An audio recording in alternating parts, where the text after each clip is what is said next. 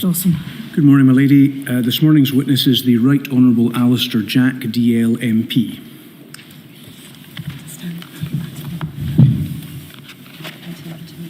I swear by Almighty God.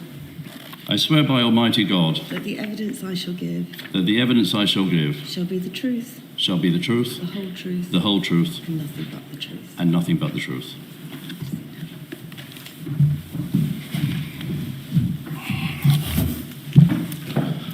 You are Alistair Jack. Yes.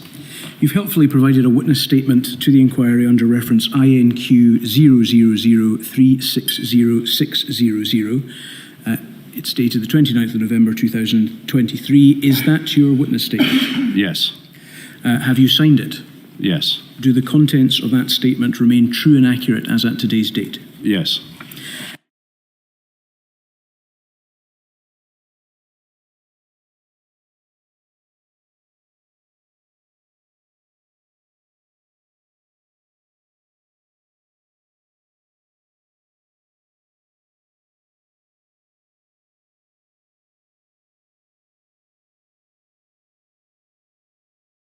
The Office of the Secretary of State for Scotland also provided a further statement to the inquiry under the name of Lawrence Rockney, who is the Director of the Office of the Secretary of State for Scotland. It was dated the 4th of August 2023 and is under a reference INQ 000232507. Are you familiar with the contents of this statement? Yes. Thank you. You have been a member of the UK Parliament for Dumfries and Galloway since 2017. Yes. You are the Secretary of State for Scotland and have been since July 2019. Correct. Before holding that position, you served as Parliamentary Private Secretary to the Leader of the House of Lords, Assistant Government Whip and Lord Commissioner of Her Majesty's Treasury. Correct. Mr. Jack, can I just confirm with you that you had been scheduled to give evidence to the inquiry last Thursday, the 25th of January, but due to a family bereavement, you were unavailable on that day and we required to rearrange your evidence for today. Correct. My condolences. Thank you. And mine. Thank you. I want to begin by asking you some questions about the role of the Secretary of State for Scotland. In your statement at paragraph 3, you say that in that role you act as Scotland's voice in Whitehall and represent the interests of Scotland at Cabinet. Is it fair to say that you are Scotland's main representative in the United Kingdom government? Yes, and could I just, my lady, before I give my evidence, just express my sadness for those that lost their lives during the pandemic, and also express my condolences to those who were bereaved, who lost loved ones. And to answer your question, yes. You also say at paragraph 3 that you champion the UK government in Scotland and advocate for the UK government's policies in Scotland. Is it fair to say then that you are the United Kingdom government's main representative in Scotland? Yes. You say also that the Scotland office is not a policy-making department. How does that work in practice as regards the role which it plays in Scottish affairs? So the Scotland office's role is to be the defender, if you like, the safeguarder of devolution. And it's also the Scotland office's role to work across Whitehall. The lines of devolution are sometimes blurred. The understanding of Whitehall departments as ministers change they often need to, as they're bringing legislation forward, direction from us on how devolution plays out and respecting it, which is very important. We have many roles within the Scotland office, but within Whitehall, we are always, and my job is always to press the case to get the best deal for Scotland, but also when we're making legislation across the UK to make sure that we don't cut across the devolution settlement, and likewise through Section 33 and Section 35 of the Scotland Act. My job is to make sure that the devolved administration of Scotland doesn't either stray into reserved areas with their legislation, or indeed, as we saw in January last year when I used a Section 35 order for the first time in the history of devolution, they go and cut across existing UK or GB-wide legislation. Thank you. As far as the respective responsibilities of the Scottish Government and the UK Government in relation to Scottish affairs in the pandemic are concerned. We have heard that some of the areas, some of the boundaries were perhaps blurry at times. Would you agree? Yes, I think that was inevitable with the nature of public health being devolved. It's perhaps the result of public health being devolved, but also the all-encompassing societal nature of the virus, insofar as it impinged on almost every area of our lives.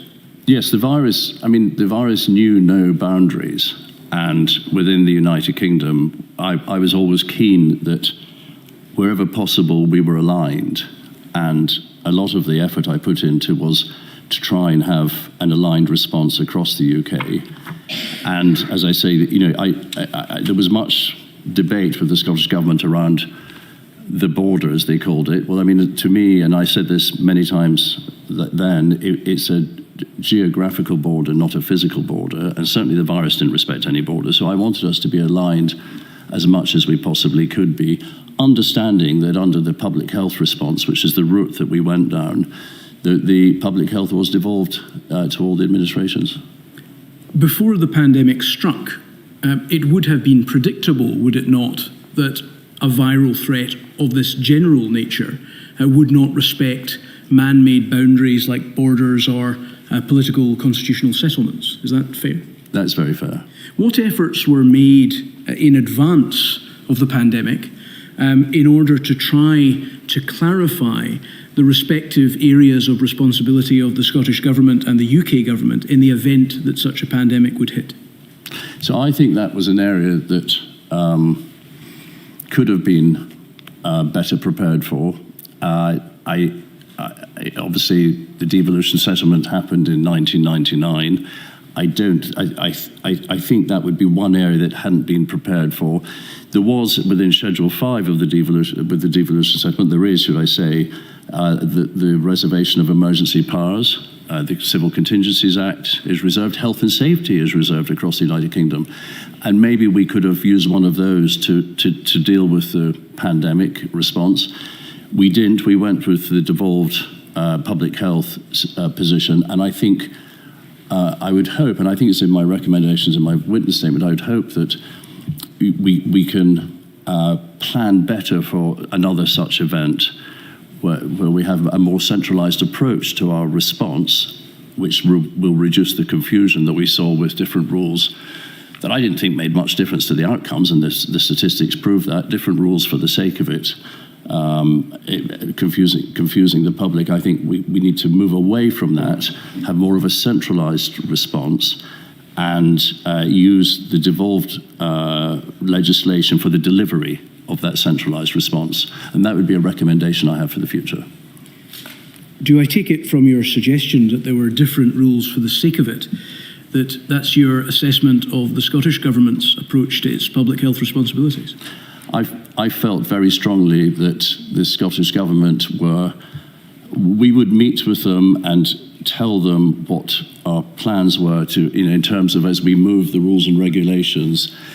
And I felt that they absorbed the information and then worked out how they could do it, but just slightly differently. And I felt that was a political maneuver on their behalf. I think I've said that in my witness statement as well.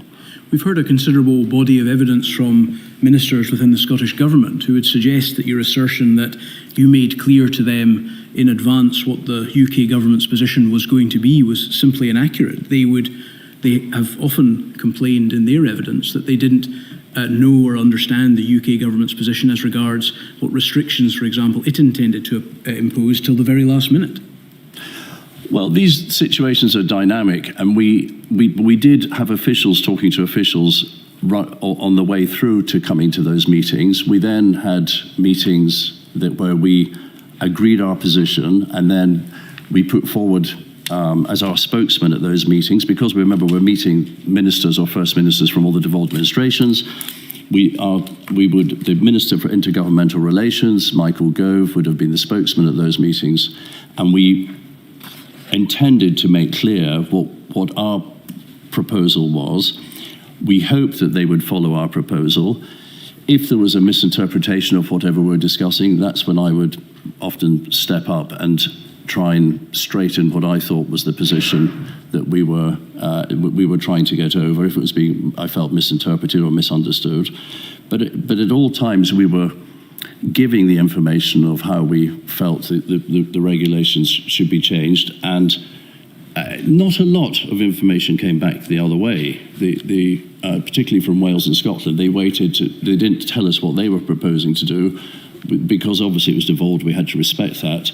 But we always knew it would be something similar, but just slightly different. And that's why I said for the sake of it. Could I perhaps give you an example, Mr. Jack? In May of 2020, it's, as I understand it, the Scottish Government's position that the Prime Minister gave the strong indication at a meeting with the Scottish Government that the UK Government intended to stick with the message that people should stay at home, but that, in fact, at the very last minute, unbeknown to them, he decided to change the tenor of the message and indeed the tenor of the strategy from stay at home to stay alert.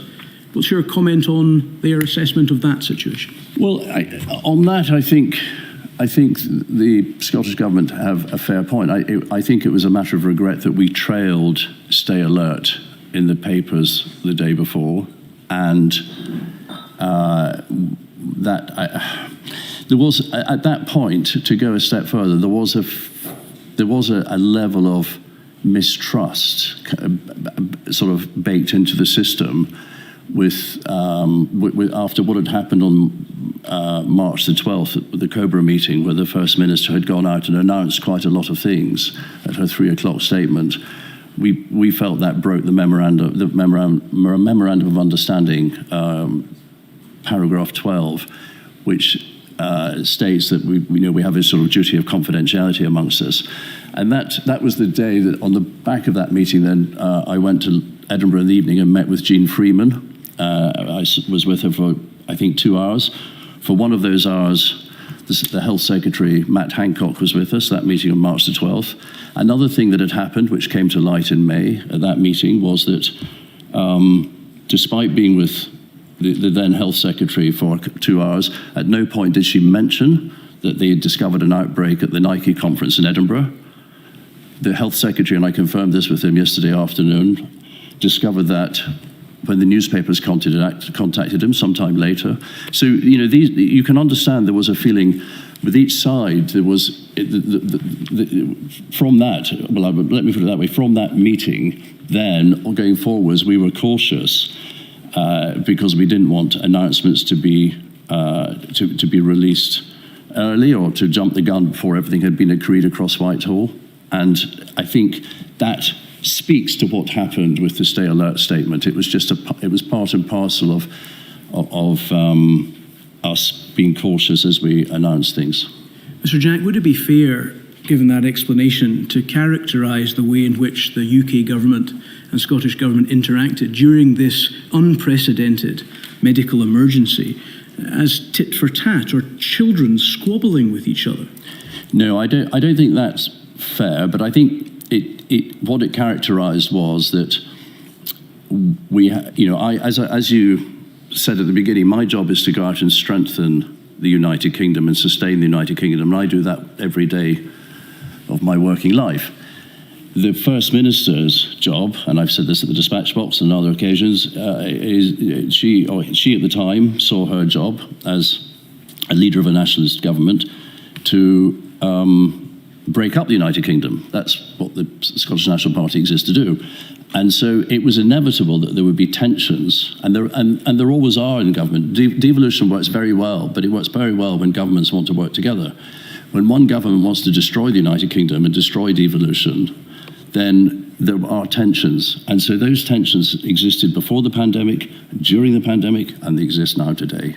You'll be fully aware, no doubt, Mr. Jack, that the former First Minister of Scotland, in what might well be described as an emotional passage of her evidence, described yesterday that despite the fact that she believed in Scottish independence to her very core, she was, in this medical emergency, able to put aside those political convictions and prioritise the health and safety of the people of Scotland.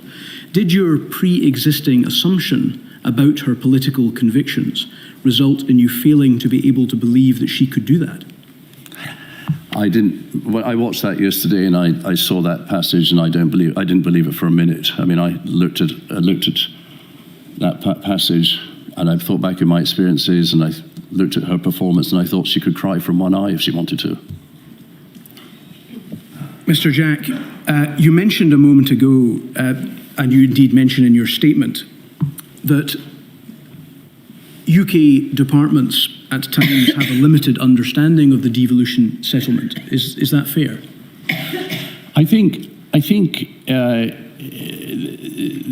there's often clarity required. It's very complicated, the devolution settlement, and there's often clarity required, and that comes from my office, where we have the Advocate General, and that can often be in a legal sense, or we will look when we're doing, for instance, at the moment it's the vaping bill, we're looking about concurrent or mechanisms for the Scottish Government. So this is happening all the time, where on environmental matters, that's another very grey area within the devolution settlement.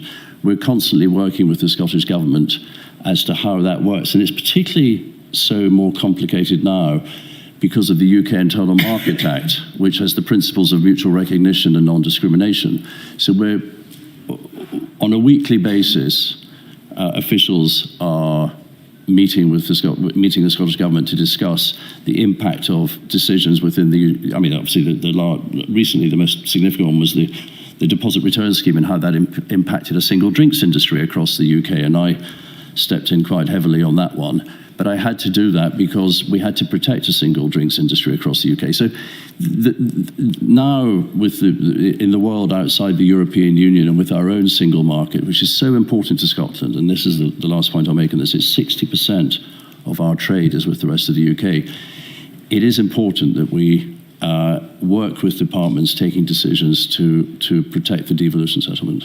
You describe yourself as a champion of devolution, is that correct? Yes. Is it the case? Well, I don't like the alternative. You described a moment ago the legislative arrangements that were put in place at the beginning of the pandemic, which of course built on the existing devolution settlement. Public health was a matter which was devolved to the Scottish Government, yes? Correct. And that was reflected in the work we did on the Coronavirus Act. And when the Scottish Government produced their Coronavirus Act, instead of taking 30 days, as is normally the legal process before it goes for royal assent, I fast-tracked it. The Coronavirus Act, the UK Parliament Coronavirus Act, accords in its schedules powers, given the public health route that you described the UK Government having decided to take, to the Scottish Government to impose restrictions in the interests of public health during the course of the crisis. Is that correct? Correct. Therefore, matters were devolved to the Scottish Government and the Scottish Parliament, who had the ability to manage the pandemic in Scotland in the way that they saw fit. Is Correct. that a fair assessment? Was it the predominant view within the UK Government, despite those powers having been accorded by a UK Act of Parliament, that the course being taken by the UK Government to the management of the pandemic was somehow the orthodox one, and therefore, despite those powers having been accorded to the Scottish Government and Parliament, any divergence from it was a divergence from the orthodox position? No, we didn't take that view at all, because we respected the devolution settlement. It was just, we felt it was at times quite frustrating that we had minor changes to the overall structure of the regulations, which caused confusion and for certain people. And you know, those, especially as when we were out of lockdown, and we had regulations throughout the summer and autumn of 2020, people were moving around the UK again, and I particularly feel it living in Dumfries and Galloway, where people are moving backwards and forwards across the border. We just felt it would have been better for all if we were following this, aligned on the restrictions. But you had accorded, the UK Parliament had accorded the power Yes. to the Scottish Government and Parliament to take a different approach, had it not? Yes, and I say in my recommendations that I think in future that would be something that should be looked at again, respecting devolution as much as the delivery of what had to be done in whatever the emergency was would respect devolution, but the decision making, we should all come together to make the decisions would be my position. And an example of, if I go back into that period that I mentioned, we proposed tiers 1, 2 and 3, and the Scottish Government had moved to this, I thought, unrealistic zero COVID strategy, elimination, eradication. So they decided to have levels 0, 1, 2, 3. Again, confusing. And level 0 still wasn't 0. It was still wearing masks for the foreseeable future. We had this position where, those getting on the train in Glasgow were taking the masks off just north of Carlisle and coming back up from Euston, as I often did on the train. Everyone coming north of Carlisle, pulling the trains off in the same masks off, in the same carriage. I mean, it was sort of farcical, really, and it sort of spoke to me about some of the, just unnecessary. It achieved nothing. It just spoke to me about unnecessarily affecting people's behaviour, and of course it impacted on things like hospitality. These things have impacts, and they had impacts on the economy. Just to be clear with you, as a matter of our understanding of the timeline, you mentioned that there were 3 tiers in the UK government strategy. That is, of course, correct. There were 5 levels in the Scottish strategy. You seem to have elided... Sorry, 4, 0, 1, 2, 3, 4, you're absolutely right. You seem to have elided, Mr. Jack, the zero COVID period, which occurred in Scotland in the summer of 2020 with the announcement of the level scheme, which in fact didn't happen until October 2020. So those were different time periods. Is that your... Well, the zero COVID strategy ran from the summer of 2020. It was actually only finally dumped in the spring of May 2021. The sort of elimination strategy, and we were trying in the summer of 2020, in my witness statement, I cover it, to start to plan directions for people for Christmas, because we know within the United Kingdom people travel for Christmas, and it took months for us to agree with the Scottish Government a Christmas statement, because they were keen to get the elimination strategy into the Christmas statement, and we obviously didn't agree with that. And the then Chief Medical Officer, Sir Chris Whitty, said to me that it was completely unfeasible, an elimination strategy, not because Scotland was part of the United Kingdom, but because there had been no elimination of a virus in the history of the human race other than smallpox, and that the elimination strategy works because there was a sterilising vaccine, and we didn't have a sterilising vaccine. There is, of course, scientific evidence that would tend to suggest that the virus was in fact eliminated from Scotland on the basis that the original strains which caused the first wave in Scotland were completely died out. Are you aware of that evidence?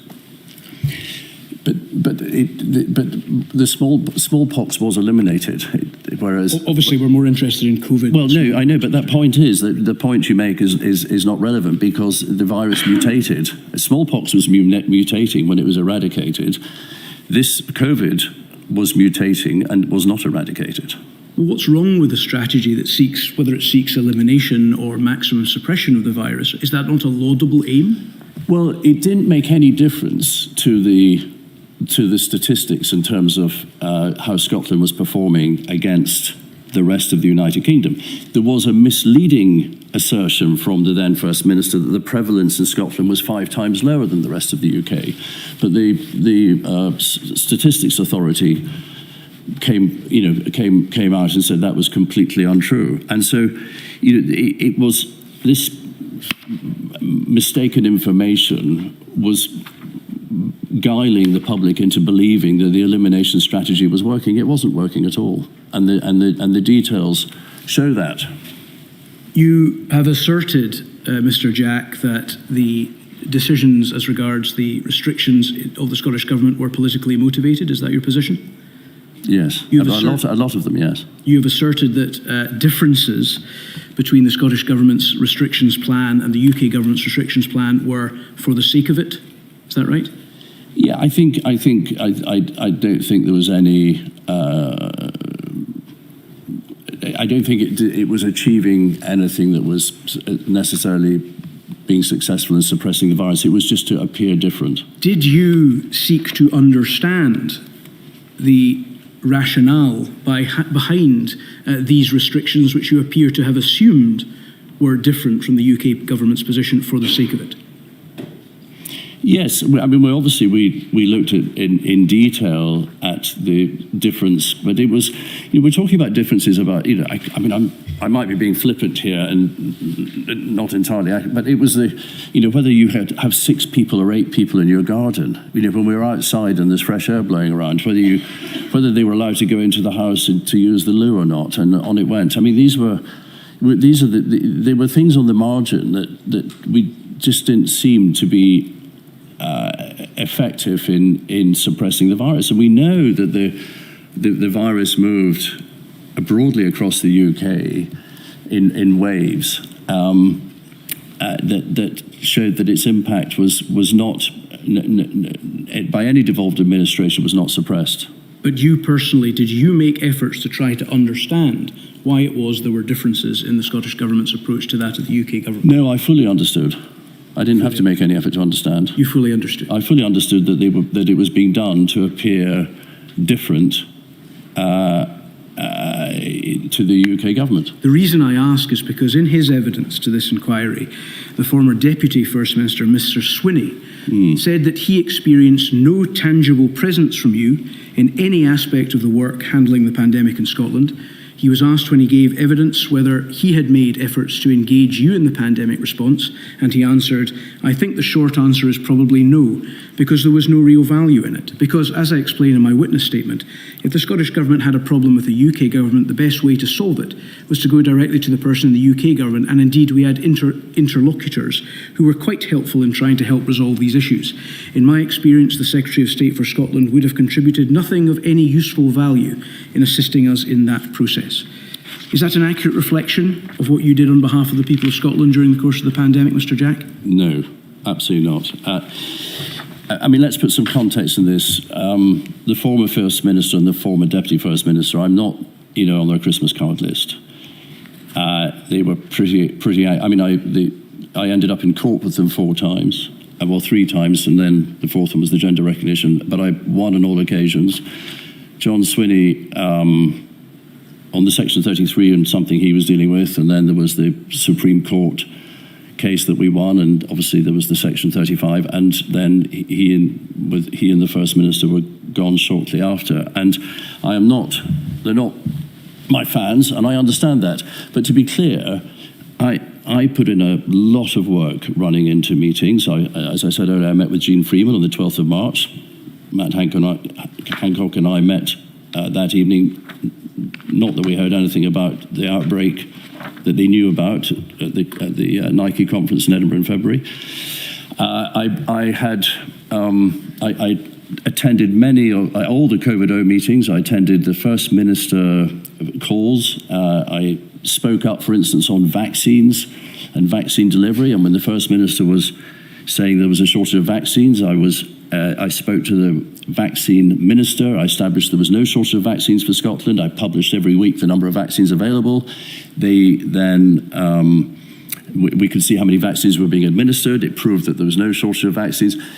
On COVID passports, I tried to get us all on the same page. They were reluctant. They wanted to have a Scottish vaccine passport, and they said the architecture and structure of the NHS software meant they couldn't do that. But I was pressing that because I felt if you moved from Scotland to England, you wanted your vaccine passport to work wherever you lived and to go travelling.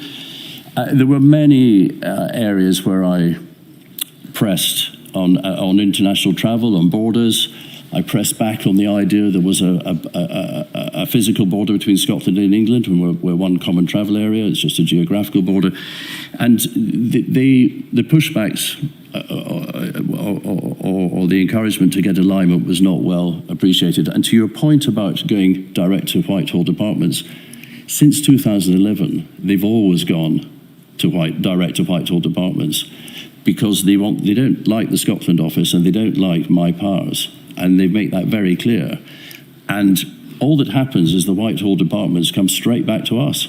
So the strategy doesn't, I mean, it's back to the tensions I talked about earlier. The strategy doesn't work because the Whitehall departments immediately refer to us for guidance and advice. And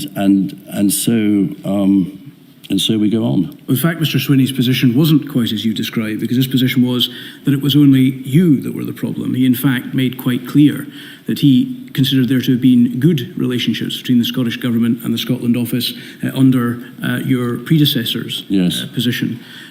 So, can I pick up on that? Yes, you certainly. My predecessor experienced exactly the same as me, and when I took over in July 2019 and discussed with him the role, he made the very point to me that I just made to you. So I'm not sure he would agree that that his position was respected by the Scottish National Party or the Scottish Government at that time. Given, Mr. Jack, that you represent and speak for the Scottish people and no doubt seek to act in their interests, would you agree with me that it may well not really matter in their view the rights and wrongs of the particular regulations or restrictions and who's diverged from whom? They may interpret your evidence as an indication that during the course of the pandemic there was a complete lack of any proper intergovernmental relation between the Scottish Government and the UK Government. The health secretaries across the United Kingdom met every week, sometimes more than once a week. The CMOs and the CSAs, the scientific and the medical officers, met again once a week and sometimes often more than once a week. COVID operations met. Its predecessor, the Ministerial Implementation Group, met weekly. I was at those meetings. And we had representations from the devolved administration at those meetings. From, I think it was June 2020, maybe July 2020 onwards, we also had a weekly meeting on a Wednesday evening, 5 o'clock, with the First Ministers of the devolved administrations. That call would last an hour. And so the idea that we weren't communicating with them is, ridiculous. I suspect people may be more interested in the effectiveness of the communication rather than the communication itself. How effective was the communication in light of the views that you've expressed about the UK Government's position on the Scottish Government's restrictions, regulations and management of the pandemic? Well, as I said, we told them what we were proposing in terms of restrictions or regulations, but in the areas where it was devolved, we respected their right to diverge. We didn't think it was a good idea. We tried to get alignment, but we were respectful of the position.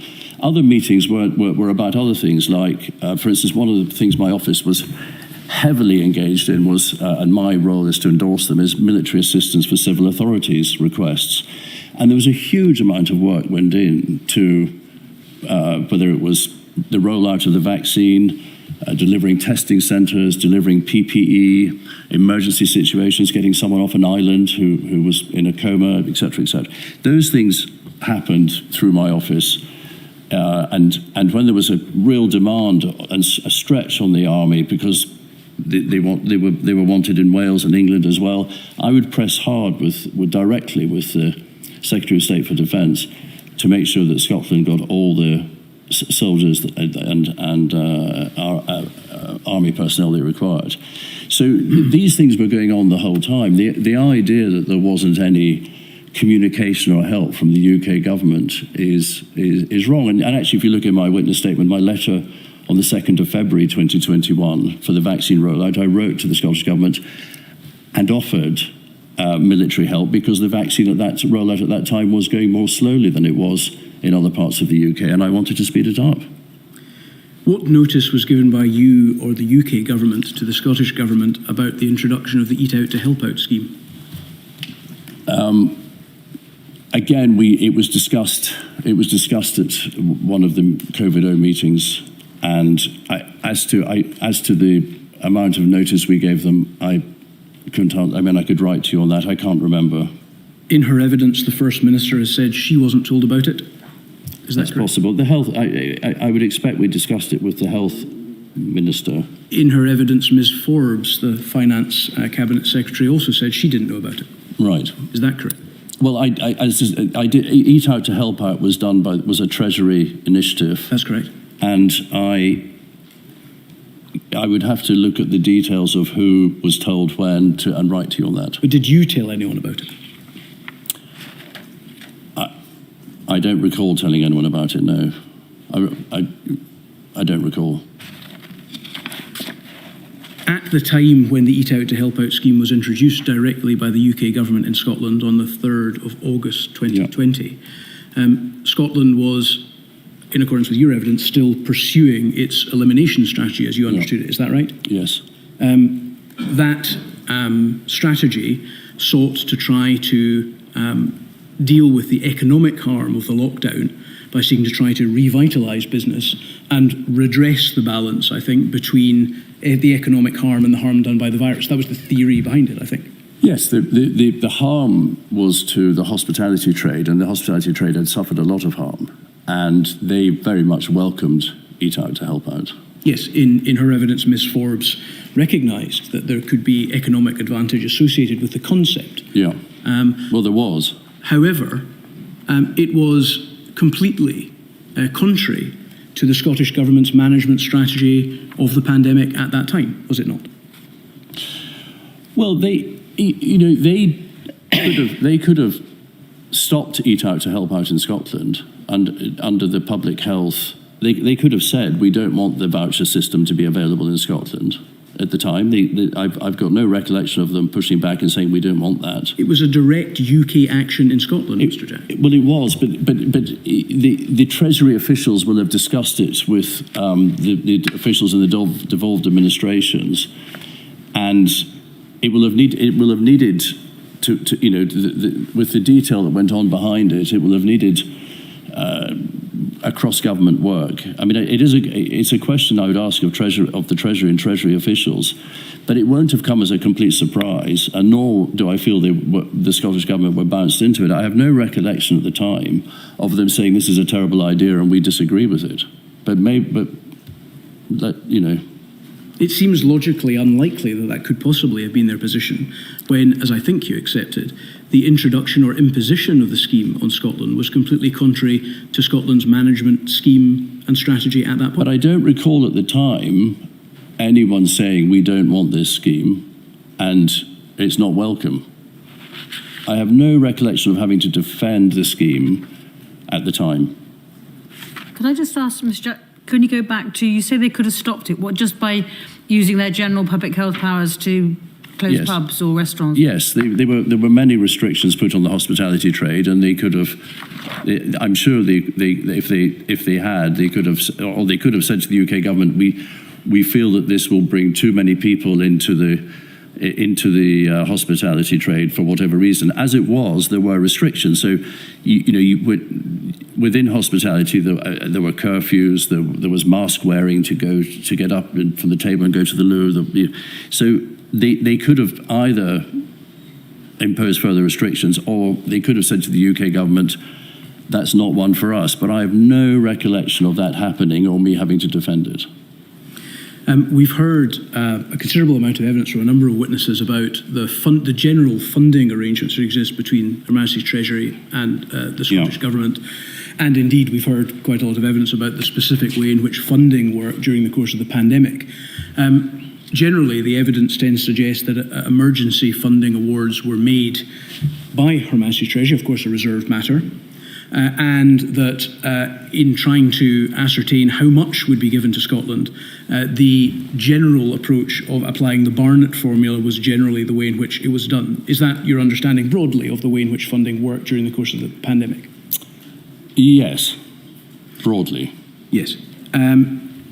You tell us in the statement, indeed, that the Scotland Office has a technical role in the administration of funds to Scotland, which is to ensure that the funds are transferred appropriately and that transfers are recorded correctly in the UK government's accounts. Yes. Is that right? So, although these would be Treasury decisions, the money would effectively go through the Scotland Office and therefore through you. Is that correct? Correct. To what extent, despite the fact that the UK government had accorded clear powers to the Scottish Government to manage the strategy in terms of the schedules of the 2020 Act, did the way in which funding was allocated for that strategy to be implemented limit the Scottish Government's policy freedom? Well, the £14.6 billion of Barnet consequential that came on the back of a record block grant, that money was entirely for the Scottish Government to spend as they saw fit. And there was money that would have been Barnetised for support for culture and media and the arts in England. I think the first amount was about 70 odd million, but it went up to 97 million. There was money for hospitality support and et cetera, but that was Barnetised. It went to the Scottish Government. They didn't have to spend it on culture and the arts, and some members of businesses in the culture and the arts would complain about that in the press, and hospitality felt they didn't get their fair share, and on it went. But that's how the Scottish Government chose to allocate that money was entirely a matter for them, as is the way the block grant is delivered in Scotland. The block grant, 41.6 billion, goes to the Scottish Government, and they decide how to carve up the pie. Yes. Why did the UK Government fail to provide the Scottish Government with advance clarity as to the nature and extent of funding which it would provide for the Scottish Government to spend in its pandemic management role? Well, again, that's a question for the Treasury, but my understanding is that each time we made an announcement, and I used to communicate these figures, and I would do it in interviews with the media as well, we would know what the approximate Barnet amount was, and we would declare that. So they would know what was coming. Until the summer of 2020, Ms. Forbes told us that the figures that were projected were not figures that would necessarily would be the result of the funding given to Scotland, because in fact what would come to Scotland would be the appropriate Barnet percentage of what was spent rather than what was projected.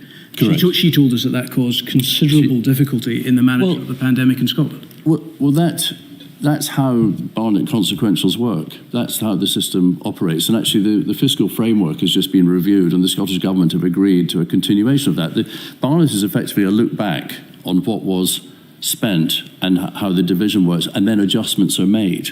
So there's constantly money going to the devolved administrations over and above the block grant. And then there will be adjustments made when you look back on what the spending was, and that will be affect future payments. Some will go up, some will go down. I mean, that's the nature of the Barnet formula. Shouldn't come as a surprise to Kate Forbes or anyone else, because that's always been the nature of the Barnet formula. There was at the beginning, though, I remember, clear instructions as the Scottish Government were given by, I think it was Steve Barclay, who was the Chief Secretary of Treasury, and he wrote to Kate Forbes a very good letter, which, if you want, which we could send to you, where he made it very clear how what sums were guaranteed and what sums would be. Well, indeed, Mr. Jack, I might be able to help you with that. What Ms. Forbes told us was that there was, in fact, a very useful guarantee given by the Chief Secretary to the Treasury that they would get the Barnet consequentials on the projected spending, irrespective of actual spend, but that did not occur until the summer of 2020. My question was, why did it not occur before that? Well, that's a matter for the Treasury. But you were intimately involved. Well, but the Treasury determined the payments based on the calculations they're doing. But there's always a flow of funds. As I say, it's a rolling flow of funds, and the adjustments are made on the look back. That's how the Barnet formula works.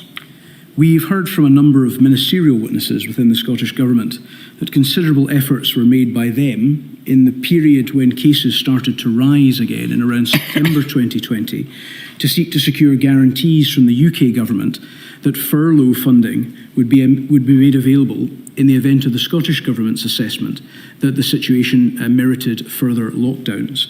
Were you involved in those discussions, and why did those appeals go unheeded?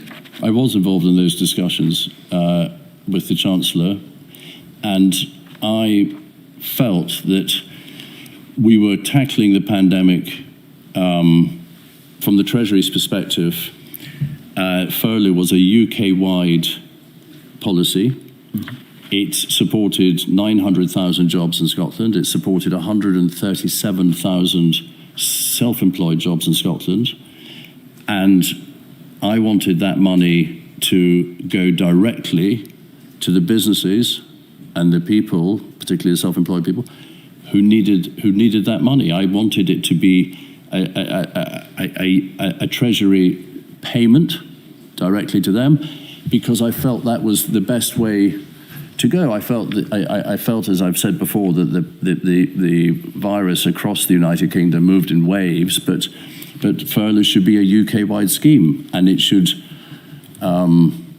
be determined by the Treasury, who ultimately are responsible for the public finances. And we spent the thick end of 400 billion in our response, but it's for the Treasury to determine what the nation can afford and how long furlough could continue for and at what percentages. And I felt very strongly we should stick with that, because we were talking about billions of pounds of support. Did that not effectively rob the Scottish Government of its ability to decide that there should be a lockdown, because it had no guarantee that furlough, an inherent part of a lockdown by that stage, would be paid? Well, furlough continued for a lot longer than anyone expected it to. And in that time, the Scottish Government had the options to do whatever they wanted to do in terms of restrictions and lockdowns. But furlough lasted well into 2021, and it was the support was, I felt, proportionate at the time, and I felt when furlough came to an end, it was looking at how the vaccine had impacted the spread of the virus, or how lethal the virus was, along with the contribution of antivirals. I felt the judgment of the Chancellor in winding down furlough when he did was the right judgment. And as I say, you're balancing the economy with public health, and I think most people looking back on it will think fairly that we extended furlough for a considerable length of time, and it gave a huge support to people and financial support to people at a difficult time. Ultimately, furlough was extended by the Treasury as a result of the fact that the Scottish Government went public with its position on the 1st of November 2020, which then led to the Prime Minister announcing that furlough from that point forward, at a time when there was, of course, a circuit breaker lockdown in England, would be made available as a consequential. I'm interested in the period before that, Mr. Jack, when you said you were involved in the discussion. I was involved in those discussions with the Prime Minister at that time. Can I finish my question, please? Sorry. I'd be interested in the period before that, and what I'd like to know is why no guarantees were given to the Scottish Government that if, in the exercise of its public health function, it deemed it necessary that there should be a lockdown, that furlough would be paid. Well, I was involved in those discussions with the Prime Minister, so I apologise for interrupting you. And the situation was at the beginning, furlough was running for 6 months. It was coming, I think from memory, came to end at the end of October.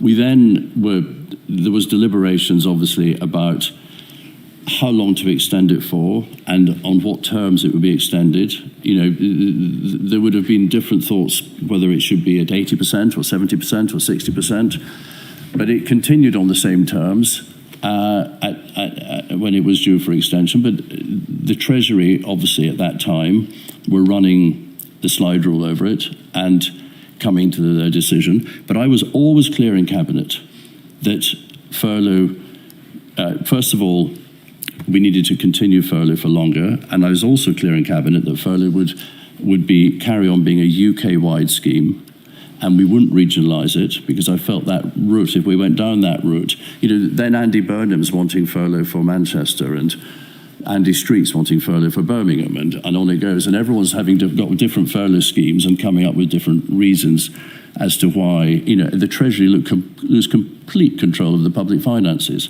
So I think we made the right decision at the right time, but there was at no point, I think it was a bit of a manufactured grievance by the Scottish Government, there was at no point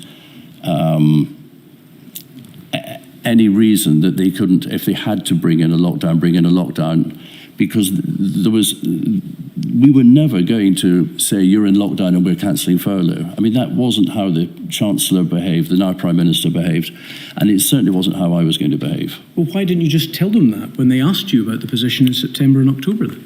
Because in September and October, we were working out which was the best scheme to go forward for the next phase. Furlough wasn't the only scheme available, and other European countries were doing other things. But there was no suggestion that we were going to ever leave any part of the UK in lockdown without furlough. That was never a suggestion. There was, of course, a firebreak lockdown in Wales, which went on for 17 days from the 23rd of October. The Chancellor of Exchequer, Mark Drakeford, the First Minister of Wales, made a statement to the effect that the Chancellor of the Exchequer refused to fund the consequences of this public health decision taken in Wales, which he described as one of the most misguided decisions of the whole of the pandemic, saying that the Treasury was acting as a Treasury for England, not a Treasury for the UK. Was he correct? Which date was that in October? The 23rd of October is when the Welsh firebreak lockdown started. In 2020? 2020, that's right. But we had a furlough scheme. Well, his position is that that was not available, and there was a refusal on the part of the Chancellor to extend it to Wales over that period. Furlough? Yes. In October 2020? That's correct. But we had furlough. Well, that's not his position. Well, I don't understand his position. If Scotland had wished to have a firebreak lockdown in the autumn of 2020, would it have had furlough made available to it? Yes. Could I ask you some questions, please, Mr. Jack, as I have of other witnesses, about your informal communications and the conduct of your business during the course of the pandemic? In your statement, you say that you used WhatsApps to communicate with your colleagues. Is that correct? Yes. You say that you did not use WhatsApp to discuss the pandemic response in Scotland. Is that correct? Yes. What policies did you understand existed covering ministers in the UK government with regard to the retention of information relating to their conduct of government business during the pandemic? Well, I understood it latterly that I think you're referring to WhatsApps and WhatsApp deletion in this question. Yes, that's correct. Yeah. No. Well, I mean the position is quite clear. In 2021, with a 64 gigabyte phone and no storage capacity on it, I asked a friend how I could increase my... Sorry, Mr. You want me to answer this question? Just to, before we get to the actual process, I was just asking about what your understanding was of the obligations. We've gone through with Scottish Government ministers the very specific obligations on them, and I just wanted to understand from a UK government ministerial position whether similar or the same obligations existed with regard to the retention of informal messaging. Well, I wasn't aware of any in 2021. I'm looking obviously at the period from January 2020 to April 2022. So over that whole period, you weren't aware of any, or did you become aware of any? Well, I was not aware of any. And I think you were going on to tell us that there was a process by which you got rid of some of the messages. So I didn't delete some of the messages. No, I deleted all of them. Right. I didn't delete all of them from Matt Hancock, which you have my messages from him, or Michael Gove, or Boris Johnson. I deleted all of them. I deleted all my because I was told that 16 megabytes had become free on my phone, which I just say had hit capacity, and there were lots of, obviously photographs and whatever, things that were blogging down the, making it the WhatsApps, the WhatsApp storage capacity very demanding, and I deleted WhatsApps from my mother, my wife, my children, my friends. I mean, I just deleted all my WhatsApps because that created the capacity, allowed my phone to carry on. I now have a 512 gigabyte capacity phone, and that's made life a lot better. But at the time, I didn't think anything of it. And I didn't do, just to be clear, I did not do government by WhatsApp. I'm a person who picks up the telephone, or I go through, Michael Gove's office was 30 metres from mine. I would pop through and have a meeting with him, or vice versa, with an official present. I'd pick up the telephone to Ben Wallace to press the case on a MACA, to get a MACA decision done quickly if I was in Scotland and he was somewhere else. That's how I did how I do my business. You've heard it probably from lots of people, but that's generally how I do my business, and those that know me know that's how I do it. Right. So when you deleted the messages, just to be clear, your position is that you knew that there was nothing on those WhatsApp messages which could relate to your government business in the. Well, I didn't. To be fair, back in 2021, that wasn't really a consideration. So, but I just deleted it because I wanted my phone to work. And as I say, I know there's a WhatsApp group that I was a part of for a couple of days. That from Matthew Hancock's WhatsApps, you have the detail on that, and I'm happy to talk to that. But I was only feeding in what the Scottish Government's rules and regulations were to that WhatsApp, so they could decide how to proceed. I was interested to know, Mr. Jack, when you deleted the messages in 2021 to make the room on your phone, as you've explained. Yeah. Whether you took the time to work out whether there had in fact been any informal messaging via WhatsApp or otherwise using your devices, which would relate to your role in the management of the pandemic in the United Kingdom or Scotland? Well, I know because I didn't do government by WhatsApp and decision making by WhatsApp, I knew that wasn't a concern. And when I deleted the WhatsApp group I refer to, the one that Matthew Hancock and I were on, I read through it, and my contribution to it was purely technical, and it was of no relevance. So if you deleted... And nor was a decision taken. Yes, if you deleted that group, which of course was related to the pandemic management, can we be sure that the other messages you deleted did not contain any information that would be... If you could just finish the question. Sorry. Any information that would be salient to the way in which you conducted government business during the course of the pandemic? Yes. As regards the telephone conversations and individual conversations that you described with other ministers, to what extent were the salient points of those conversations recorded on the corporate record of the UK government? So where I would speak to Ben Wallace about a MACA request, or speak to Michael Gove or the Chancellor or the Prime Minister, I would tell my private office about the conversation and what we may or may not have agreed or what we had disagreed on, and that would then be fed in and would be reflected in the advice minutes for any ahead of any discussions for any COVID-0 meeting or ministerial implementation group. I'm a delegator. I operated at all times with my office fully in the picture. Just to be clear, I think when you answer those questions, you referred to some specific things like the MACA, which we know about, the Ministry of Defence aspect of things. Is your response restricted only to those types of requests or to any government business in the course of the pandemic? My response... Because in your response, I asked you whether the salient details of those conversations, either in person or on the telephone, were recorded in the corporate record of the UK government. And in your response, you referred only to certain types of conversations. You said, for example, about the MACA requests. Is it only about those types of requests, or does your position, as you reflected it, apply more generally to the business you conducted, whether to do with MACA or anything else? When I conduct business, I inform my office. So, for instance, in the last 10 days, I have had conversations with the Secretary of State for Northern Ireland directly about including Stranraer and Cairn Ryan in an investment zone for Northern Ireland as we move towards Stormont hopefully being up and running again. And I had a conversation with Jeffrey Donaldson, and I then come back to speak to my office directly and inform them that I'm trying to have Stranraer and Cairn Ryan included in an investment zone for Northern Ireland as part of because it's not possible to do a free port structure. And they then take that information and go back officials to officials, whether it's with DLUC or the Northern Ireland office in this case, both DLUC and the Northern Ireland investment zones are DLUC and Northern Ireland office, obviously regarding the negotiations. They then go back and cement what I think we have agreed.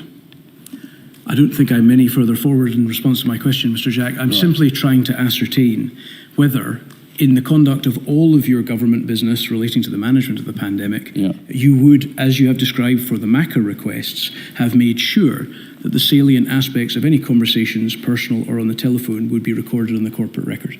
And I said yes. I thought I'd answered that one, sorry. Thank you. I wasn't sure about your question, to be honest. It's okay, thank you. I'd just like to conclude by asking you some questions about a matter you've mentioned already, which is a matter, again, we've addressed with some other witnesses, which is to do with the internal border between Scotland and England during the course of the pandemic. Yeah. Do you consider that it was within the competence of the Scottish Government effectively to close the border and tell people not to cross the border from Scotland to England? No. To what extent, can you explain why that's the case as a matter of legal principle? Well, UK borders and border force are reserved within Schedule 5 of the Scotland Act. And we have a common travel area, which is very clear in the Scotland Act. And we are one United Kingdom. And I said before, the virus doesn't respect borders. Mm-hmm. But I also said earlier, living in Dumfries and Galloway, many people will live in Carlisle and work in Annan or Dumfries or vice versa, and they are just, that's their life. And the border to me, and I'm absolutely sure this is right, is that it's a geographical border, it's not a physical border. So there is no border control. Yes, I understand the position. If it were to be the case that the Scottish Government had asserted that people could not cross the border, effectively closing the border, is your position that you understood they didn't have the legal power to do that then? That was our feeling at the time, was that the border had to remain open.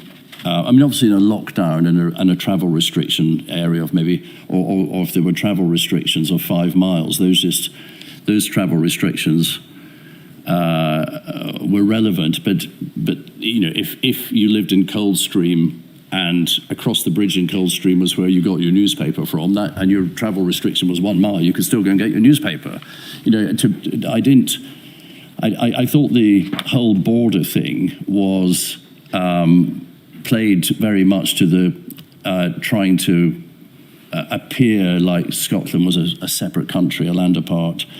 I felt that was the direction of travel that the Scottish Government were going down. It became the case also when the First Minister decided that, or decreed that people should not travel to Manchester or Bolton. Mm-hmm. And the irony was the prevalence of the virus at the time was higher in Dundee, I think, than it was in Greater Manchester. And Andy Burnham, and I was on the call the evening we had the meeting, but Andy Burnham, you could have sold popcorn for Andy Burnham's performance. He was but not best pleased. And he won the argument resoundingly, and the Scottish Government backed down very quickly, because the reality was they couldn't tell people they couldn't travel to Manchester. That within the United Kingdom, they did not have that power. Mm-hmm. As you said, there were of course general examples of this at times when the Scottish Government said the border is closed, full stop, and more specific examples, the border is closed if you're travelling to certain places, and Mr. Burnham has already given evidence about that in the previous month. That was about politics. It wasn't about anything else. And to what extent, you mentioned some discussions to which you were party. To what extent did you make the UK government's position clear in that regard, and how were these matters ultimately resolved? Because they did seem to occur more than once. Well, we just kept pushing back in discussions. I was quite vocal on the fact that it was a geographical, not a physical border. But the Scottish Government had come up with a strategy. They thought it was going to play well to their audience, and whoever that may be, and it was a period that we went through, but it wasn't a time when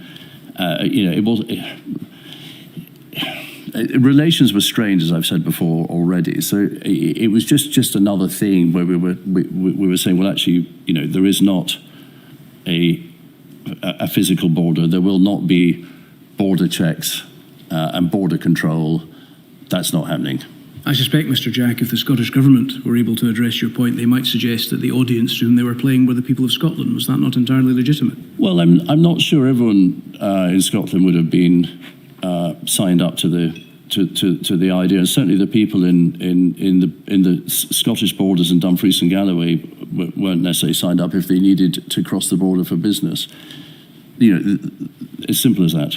I'd like to ask you about a couple of passages which were included in the Scotland Office response to the inquiry, where they make some suggestions about the way in which things might be done better in the future. If we could look, please, at INQ 000232507, at paragraph 126 and 127.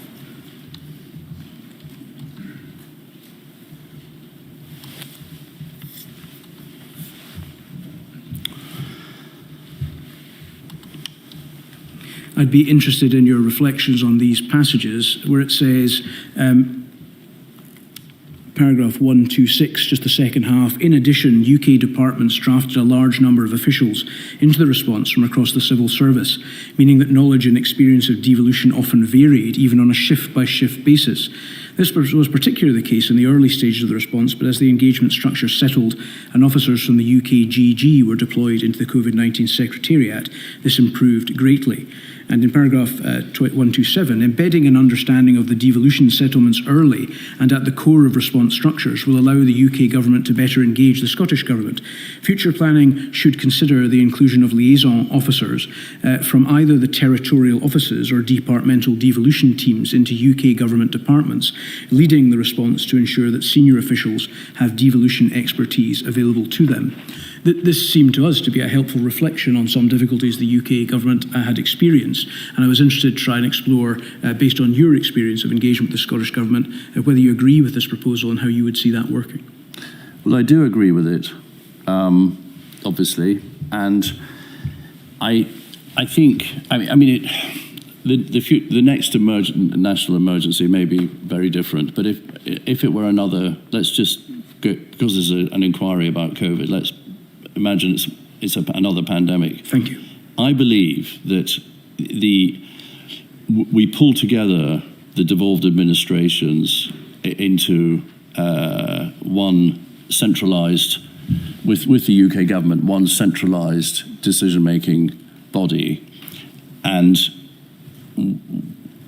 we used the devolved powers and the mechanisms within devolution for delivery of response, but the response is agreed centrally, more joined up, if you like, than happened this time. I think this goes right back to one of your very early questions, and I think we could have done a lot better if the emergency response plan had, or whatever it's called, the lead government department's plan, if that had been designed with devolution in mind and around public health, I think that would have been a better way, and that's a recommendation I make. A better way would have been to be prepared for that and to have pulled everyone together. And because it was a terrible virus and it was destroying families and lives, it absolutely, we would have made decisions collectively. I think we would have made good decisions collectively, because that's the responsibility as public servants, that's the duty that's upon us. And that's a very helpful suggestion, Mr. Jack, but if this suggestion, a practical suggestion, were to work, it would of course require both the Scottish Government and the UK Government to demonstrate a willingness and actually act in a way which sought to try to act in the best interest of the Scottish people rather than their more parochial concerns. Yes, and under, you're absolutely right in that, and under Schedule 5, the emergency powers are reserved, and those reserved emergency powers should not be used, in my view, by the UK government alone. It should be used by pulling together the devolved administrations and teamwork. Those are my questions. Thank you, Mr. Jack. Thank you. There are some CP questions. There are. Ms Mitchell. Any more?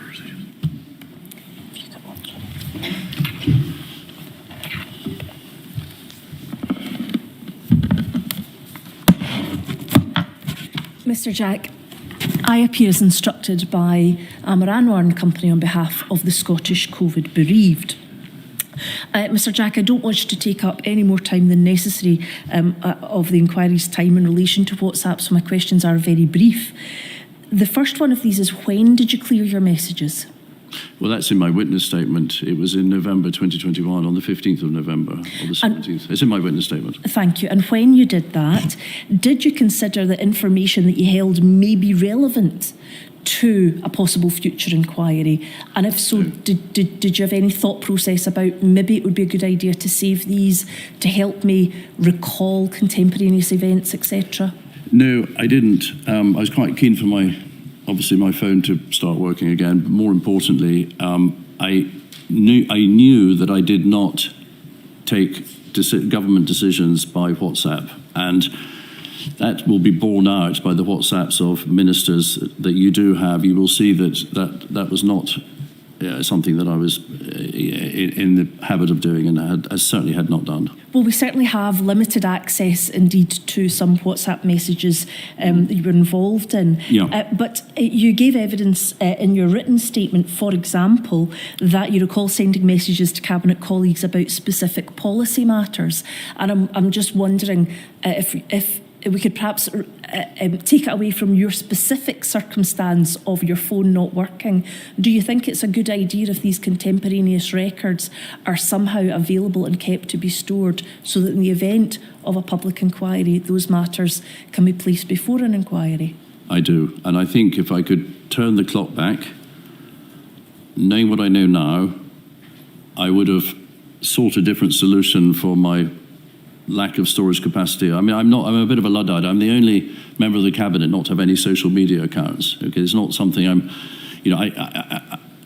but that's no excuse. The reality is, I regret that I deleted my entire account for a number of reasons. I regret it because of the inquiry. I regret it because, actually, I hadn't saved some sort of family photographs and bits and pieces that maybe I should have done. But that's how it transpired, because as I said, I deleted absolutely everything to get storage capacity. In future, to answer to your question, I think these matters, all matters relating to an event like this, should be recorded within the offices of the relevant ministers. Moving on, in relation to paragraph 29 of your statement, we don't need to bring it up. It's a question I simply want to ask you about it. You said, my office would also assist and facilitate other UK government departments with the task of consulting with and liaising with the correct contacts in the Scottish Government. For instance, early in the pandemic, my officials helped source information from the Scottish Government as requested by the Department for Health and Social Care. Can you provide examples of what information the Department of Health and Social Care asked your office to obtain? What sort of information were they looking for? Well, I will send that to you. What requests were there, which are in my witness statement, I will send you the details. What I'm wondering is, are there, for example, specific examples where things could be done better by collating things, for example, on a database? So I nearly gave you that answer, but I'm not sure if that was what you're referring to. We were keen to have data, and I did press this case with Scottish Government ministers. We were keen to have data that was able to be used in an apples, pairs for pairs position across the UK. And if you remember the 10 o'clock news back during the COVID pandemic, the early stage of the COVID pandemic, it would say the stats would come up from that on cases and deaths on the 10 o'clock news, and there'd be an asterisk, and it would say below, exclude Scotland. I was very keen that we got the same information recorded in the same way on a UK-wide basis, and I think that was certainly something that I was pressing on behalf of the Department for Health. Can I then ask you, in June 2020, the Scottish Government set out 10 principles that it proposed the UK Government should follow to support the UK economy, and of course with that Scotland, and public finances as they began to recover from the impacts of COVID-19. Did you do any work as a result of that document being made available? For example, did you consult on it or discuss it with your colleagues in the UK Parliament or seek implementation of any of those policies? No. Can I ask you why? Because it was a policy for the Scottish Government for Scotland, and it was for them to implement. I didn't want to interfere. I think, though, the document itself was about 10 principles that it proposed, not internally for itself, but also for the UK government.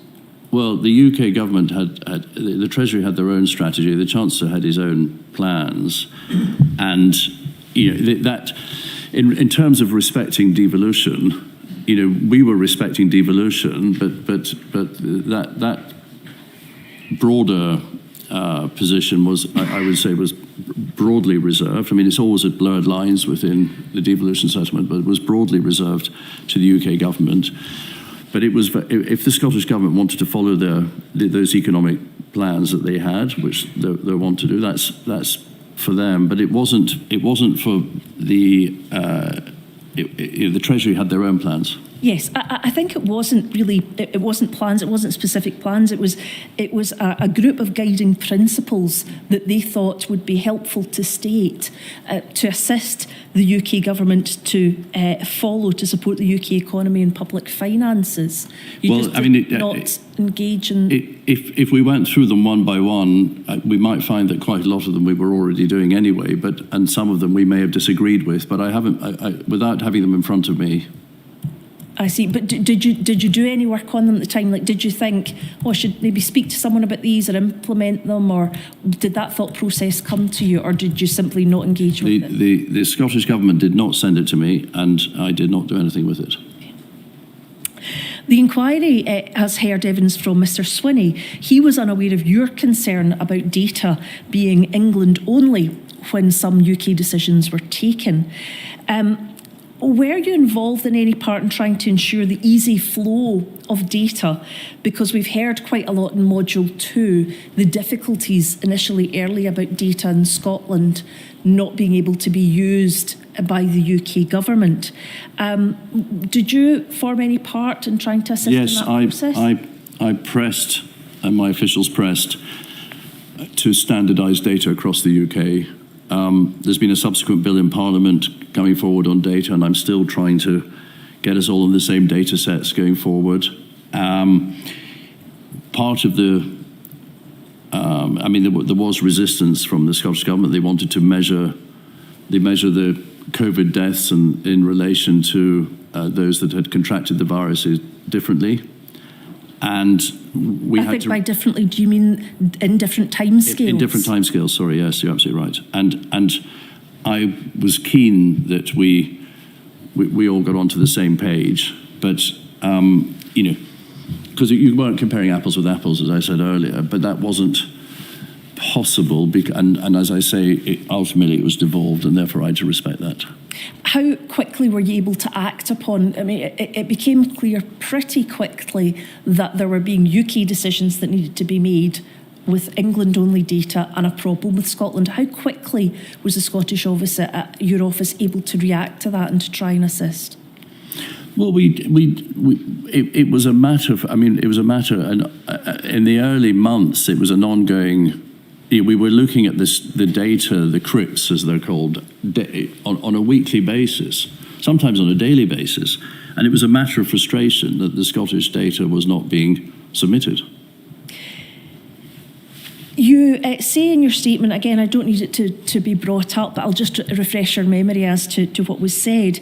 It said, my officials also identified that a PPE plan prepared by the Department of Health and Social Care did not deal with the challenging issues of monitoring stock across the UK or the equitable distribution between the four nations, and it was, in inverted commas, Whitehall-centric. They worked with Scottish Government officials to suggest amendments to make it work for all parts of the UK. Given we now know some of the difficulties that the UK government has gotten into in respect of PPE, is this an example, the decision to, as it were, go their own way in PPE, is this not an example where each of the devolved administrations, Scotland in particular as I'm speaking to you, made a reasonable choice to go their own way rather than it being a problem doing it themselves? I wanted it to be equitable, the distribution of PPE across the United Kingdom. And I was concerned that due to the, if you like, the might of the broad shoulders of the UK government treasury, and PPE prices. Remember, I was long in business before I came into politics in 2017, and I understand supply and demand, and PPE prices were spiking. And I wanted the Treasury to be obviously responsible for the purchase of that PPE, which was that's what happened. But I wanted to be sure that the PPE was fairly distributed across the United Kingdom, and that the Scottish Government weren't having to spend, in what was an expensive market, spend money that I would rather have been spent on other things. So for that reason, I pressed hard for a structure that made the distribution of PPE fair and equal. Now, it's very easy to say, well, that should have happened anyway, and it should have, and it did happen, and it's very possible to say that was the only thing that was ever going to happen. But it doesn't change the fact that there were concerns relayed through officials to my office about fair distribution of PPE, and rather than react afterwards, should it have not been the case, and by the way, it wasn't, it was distributed fairly, I got on the front foot and made sure that was, rather like I did with the vaccines. The vaccines were stored in England. You want to come on to that? No, sorry. I was just hoping to stick my answer. My lady is dealing with a very tight time scale, and just say the same with the vaccines. I ensured that vaccine distribution was fair for Scotland. They were stored centrally in England and available overnight to be called overnight. The same thing. I think the focus of my question was more really to address the issue of whether or not the plan, and it was a plan which had already been produced by the Department of Health and Social Care, which was Whitehall-centric, that had already been done. Was there a basis, or do you think there is a basis for suggesting that, in fact, it was the right way to go for Scotland to simply say, we're going to deal with this now, from now on, get our own PPE and deal with distribution ourselves? No, because of the spike in prices and the purchasing power as one United Kingdom, I felt it was important that two things happened. One, the UK government did the purchasing and hopefully got better prices. And secondly, that the UK government bore the cost of that for the whole UK. Well, no doubt that will come to be examined in future modules. You have already indicated to my learned friend your involvement, as it were, in the Eat Out to Help Out scheme, and you mentioned involvement, I think, at the COVID-0 meeting. Is that correct? Can you give us any information on what was discussed in terms of the needs of and the impact on the people and business in Scotland, in particular in relation to the Eat Out to Help Out scheme?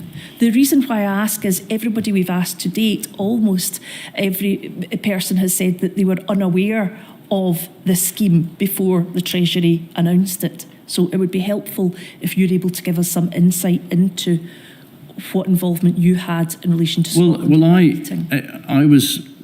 I was at Cabinet when it was approved. I was keen that it was a UK-wide scheme. My personal position was I was keen it was a UK-wide scheme because I wanted the Treasury to give support to hospitality businesses in Scotland who I knew from their communications with me were struggling terribly. As to the point about the Scottish Government being taken by surprise, I would have expected that Treasury officials were talking to Scottish Government officials about it and about the implementation of it, because these things can't just happen without proper implementation and planning. In fairness, Mr. Jack, I don't think it was just the Scottish Government that was taken by surprise, but senior members of the UK Government too. Well, I am also surprised that officials were not talking to officials within the devolved administrations about the implementation of it. My lady, those are my questions. Thank you very much, Ms Mitchell. Thank you very much, Mr Jack. I don't think I'll have to call on you again, but thank you for your help. Thank you. Very well, we shall rise now, and I shall return at 20 to 12 when we'll hear from closing submissions. Would you like quarter to 12, Ms Mitchell? Yeah. That might be helpful. Thank you. It's only an extra 5 minutes, but a quarter to 12. Thank you.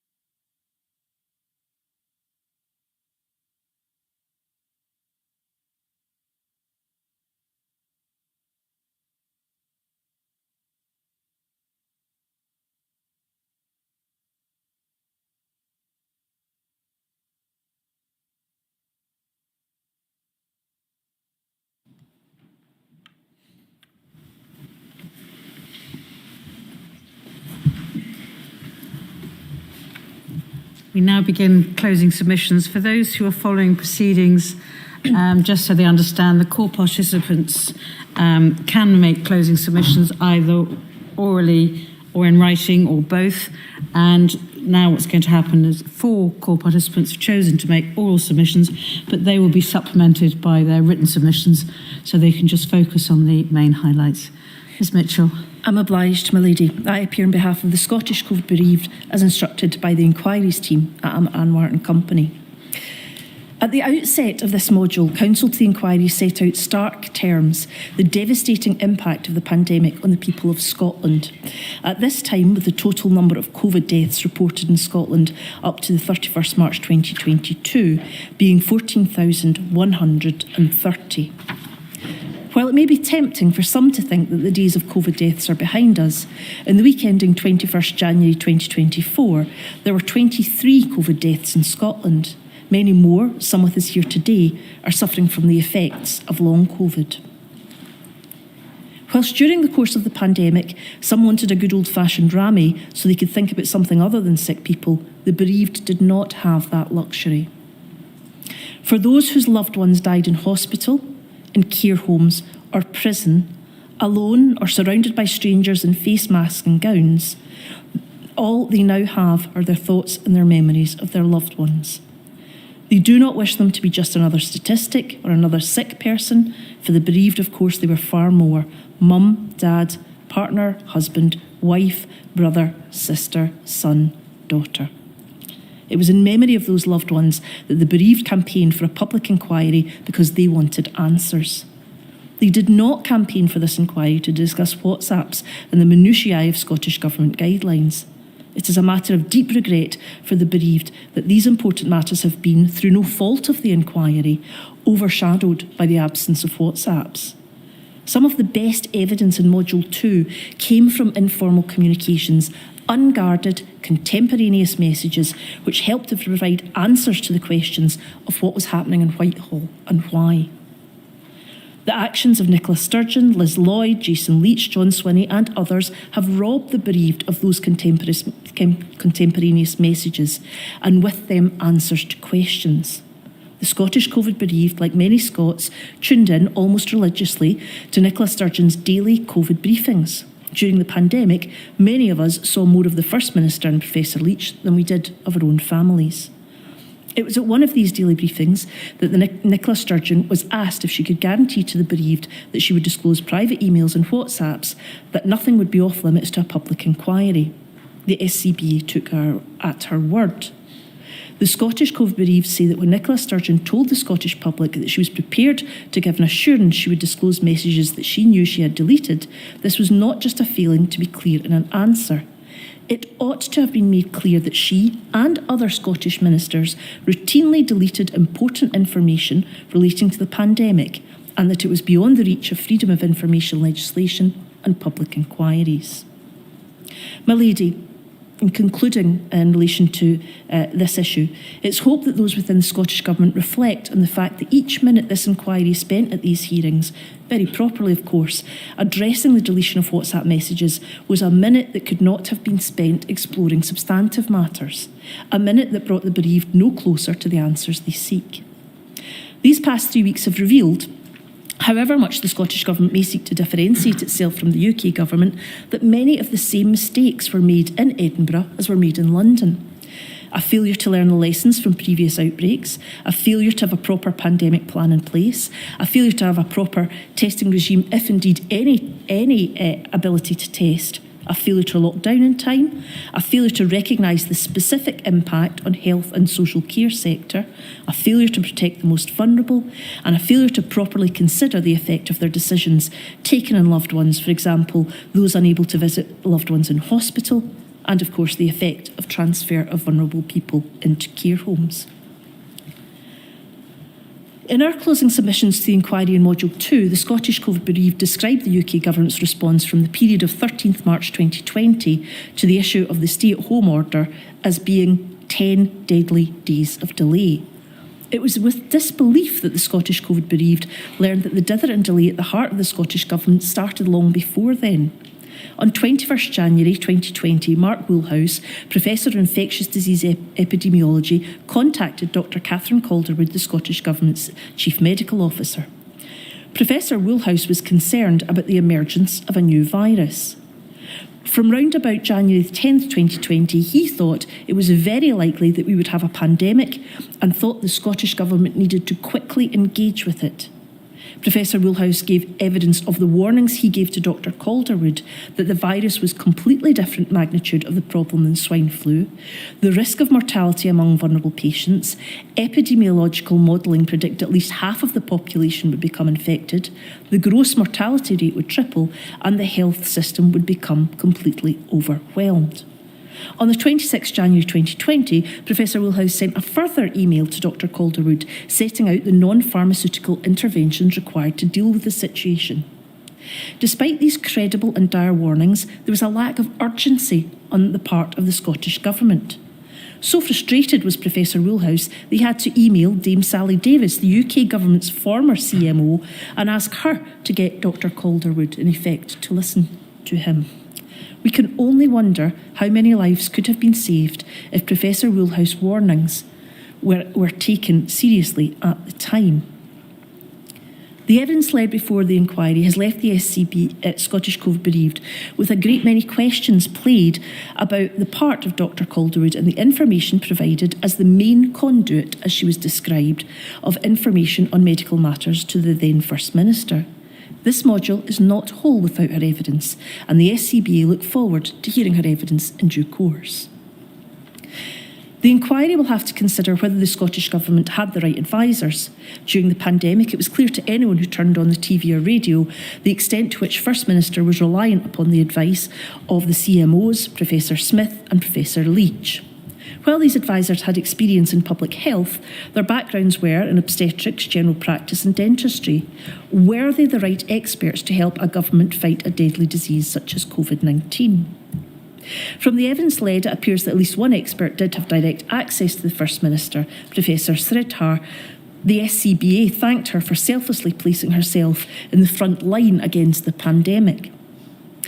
The inquiry must turn its mind and consider whether time was wasted in pursuit of what may have been an unachievable strategy of zero COVID. The deletion of WhatsApp, The deletion of WhatsApps, as aforementioned, are symptomatic of a wider culture within the Scottish Government, and that is one of secrecy. Whether in relation to the night conference or rugby internationals, the Scottish Government's first instinct was to keep information from the people of Scotland. The Scottish COVID Bereaved will never know how and why decisions were made in relation to Gold Command meetings. They went unminuted, with no record of the discussions that took place at those meetings. While the First Minister thought that there was undoubtedly a learning point for the Scottish Government, it ought to have been obvious to ministers and civil servants that those meetings required to be minuted. The Scottish COVID Bereaved are left with simply a question: what is trying to be hidden? Civil servants boasted of plausible deniability and putting messages beyond the reach of FOIs.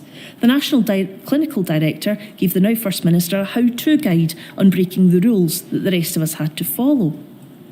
The Scottish Government moved from a cabinet system to a presidential one, where decisions were being taken by a small number of people and rubber-stamped.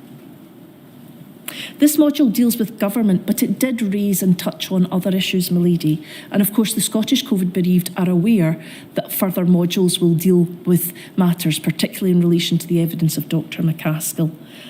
But questions obviously posed, and what the bereaved are keen to hear about, are: were the risks of placing positive patients into care homes not obvious? Why was so little thought given to allowing families to be with their loved ones in their dying moments? In some instances, weeks went by where people went into hospitals, yet loved ones were denied access. A question here is indeed whether or not their human rights, the right to family life, were breached. And milady may know that that's already been considered elsewhere. Rather than waiting for Downing Street to act, why was no thought given to how to use Scottish Parliament's public health powers to protect our borders and slow the spread of the virus? The Scottish Code Bereaved will develop what has been said in our written submissions. It's clear to the Scottish Code Bereaved that the evidence led has demonstrated that the Scottish Government was too slow to act, that despite their political and constitutional differences, they fell into slipstream of the UK Government and took clear steps to hide information from the people of Scotland. The Scottish COVID bereaved are not interested in arguments in relation to independence or unionism. They are interested in finding out what decisions were taken in relation to their loved ones and whether different decisions ought to have been taken and what can be learned for future generations. My lady, the Scottish COVID bereaved are tired of being in the middle of a political debate. They fight for those who lost their lives to COVID. The Scottish COVID bereaved hope the legacy of this inquiry is that the Scottish Government will have in place a proper plan for dealing with the next pandemic when it arrives. And it is in that hope, my lady, that the Scottish COVID bereaved suggest a number of recommendations that relate to governance and infrastructure. Now, my lady, I'm going to mention a few of these, but it's not to be taken in any order of preference or in any way a comprehensive list. The list goes on, my lady, a lot longer than the 20 minutes allow. But I'll give my lady a few examples of things that have come forward in the evidence. For example, as a result of the evidence of Professor Paul Kearney about the dissatisfaction of Audit Scotland, it must be possible to establish a system to account for funds from the UK Government spent by the Scottish Government. It ought not to be something that Audit Scotland indicates that they have difficulty following, so that there must be some ability to put something in place. In respect of what was said by Mr McCaskill, it appears that an urgent review of the systems, processes and governance of care homes in Scotland are required. Are they fit for purpose? It, of course, would come as no surprise to my lady that one of the suggestions is that Scotland has to have its own testing facility maintained and ready to deal with scaling up.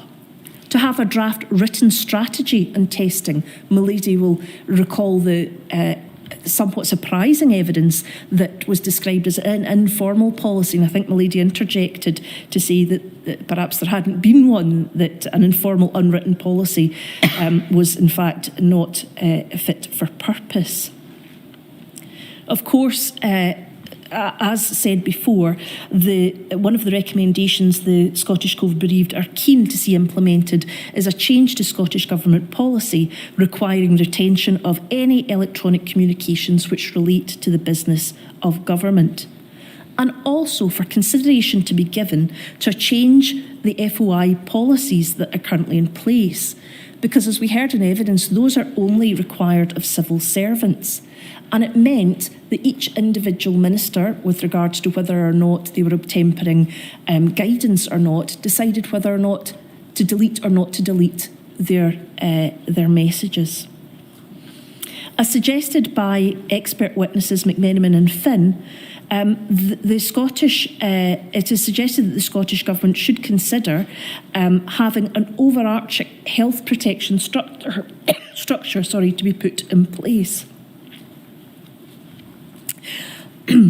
Further, as my lady has heard flowing through this and Module 2, recommendations in relation to the improvement of data, and particularly data as applies to healthcare in relation to adult social care and care homes, where there seemed to be a particular lack of information. Sheila Rowan suggested, in perhaps more eloquent terms than we did at the end of Module 2, that there should be a cross-referencing of expertise. I think we called it, as lawyers sometimes do, hot tubbing, having experts from different areas come together to see how their ideas if implemented, would affect other areas. She suggested a chief advisors group to get an overview and a crossover of policies to improve knowledge across the board. For there to be the CMO, the CSA, the chief scientist, the chief economist and statistician all to liaise together in a one body so that decisions taken could be tested on all those fronts rather than individual decisions being taken. And that, my lady, could only assist in circumstances where politicians are being asked to balance harms if they have the experts together looking at those matters and coming, if not with a concluded view, to have those different views expressed. Another interesting feature of Scottish legislation, and something the Scottish Code Bereaved consider should be worthy of recommendations of review, is a review of the made affirmative procedure to consider a restriction on this to ensure that legislature that cuts across human rights can't be made without parliamentary oversight and can't be rolled over to avoid challenge. Staying on the issue of legislation, Milady,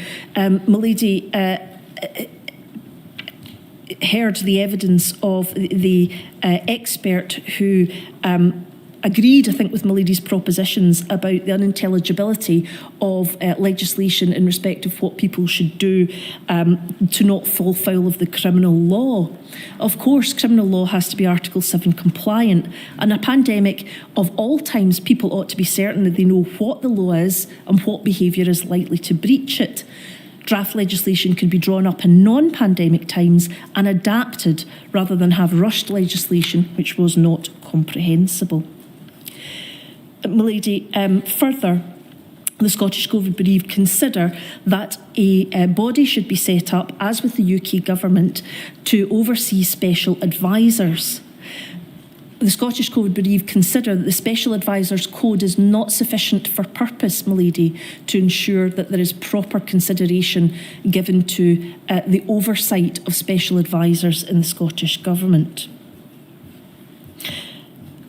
The Scottish Code Bereaved consider that there ought to be a review of the Scottish Government personality.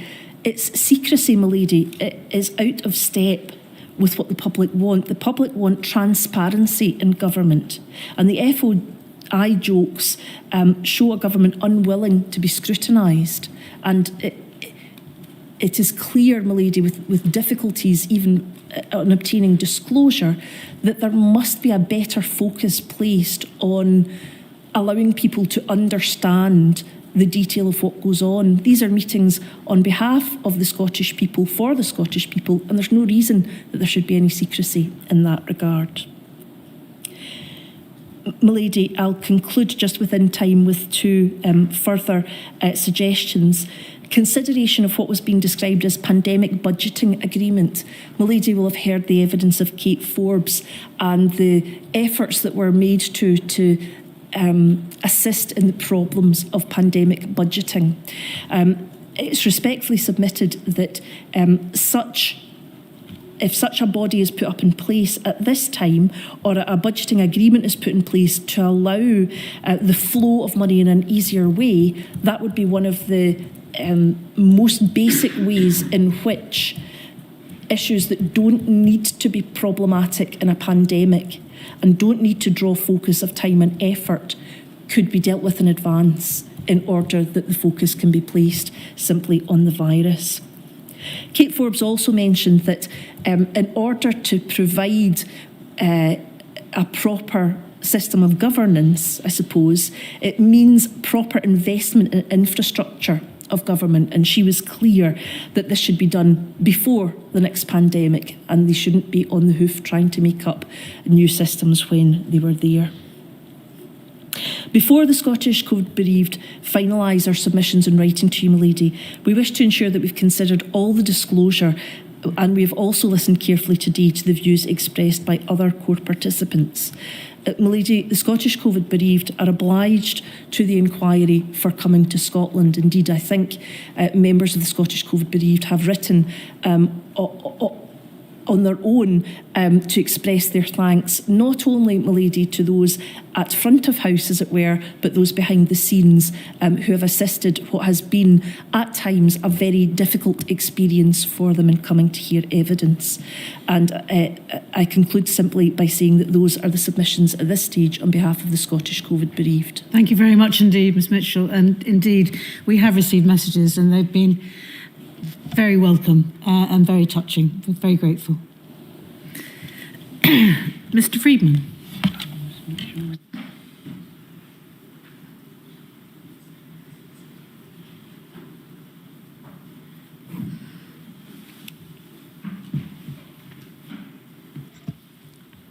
Thank you. We act for Inclusion Scotland and Disability Rights UK. They are national organisations run by and for disabled people. My lady, where were the disabled people of Scotland in the pandemic disaster management system? The answer is that whatever their recognition as citizens, their protection was not solid enough. The notion that no one should be left behind was effectively thwarted before the crisis started. That situation produced a chain reaction across all aspects of decision-making and government services, because everything that followed was reactive government, not proactive, and despite intentions, not especially collaborative. Three features of the overall system are worthy of note.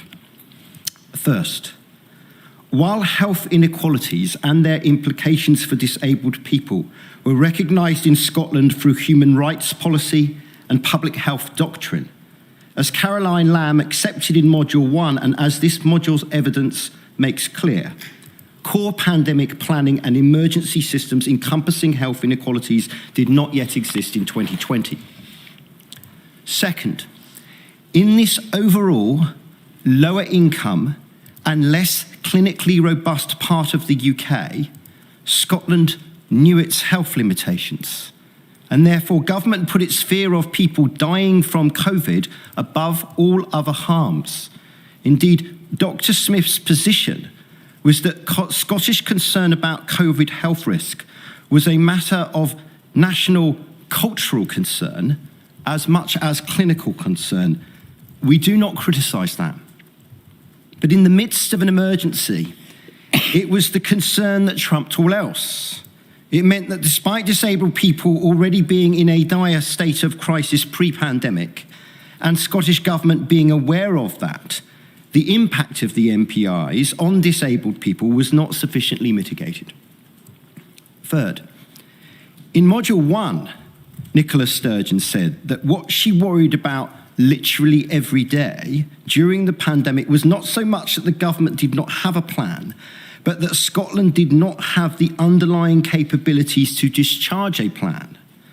My lady has now studied the scenarios for approaching lockdown differently, especially Professor Warhouse's suggested approach of cocooning to protect the clinically vulnerable rather than a universal lockdown. What these alternative scenarios do not always take into account is the lack of infrastructure and services in Scotland and in the whole UK that prevented the state from acting differently. Taking disabled people as the stress tester for the idea, how can you create cocooned super shielding when you do not have the sufficient data, adequate engagement, or proper support systems for those in care homes or those cared for at home to deliver such a strategy? The proposed National Care Service would be the beginning of that capability. But in the summer of 2020, let alone the first 6 weeks of 2020, one-size lockdowns were as good as anywhere in the 4 nations of the UK could get. What happened once Scotland had to plan and respond to a pandemic from scratch? In that assessment, it finds an important critical friend in Professor Kearney. Of the 4 harms policy and the general requirement to promote human rights and equality in the national performance frameworks, he asked rhetorically, who wouldn't want a human rights approach?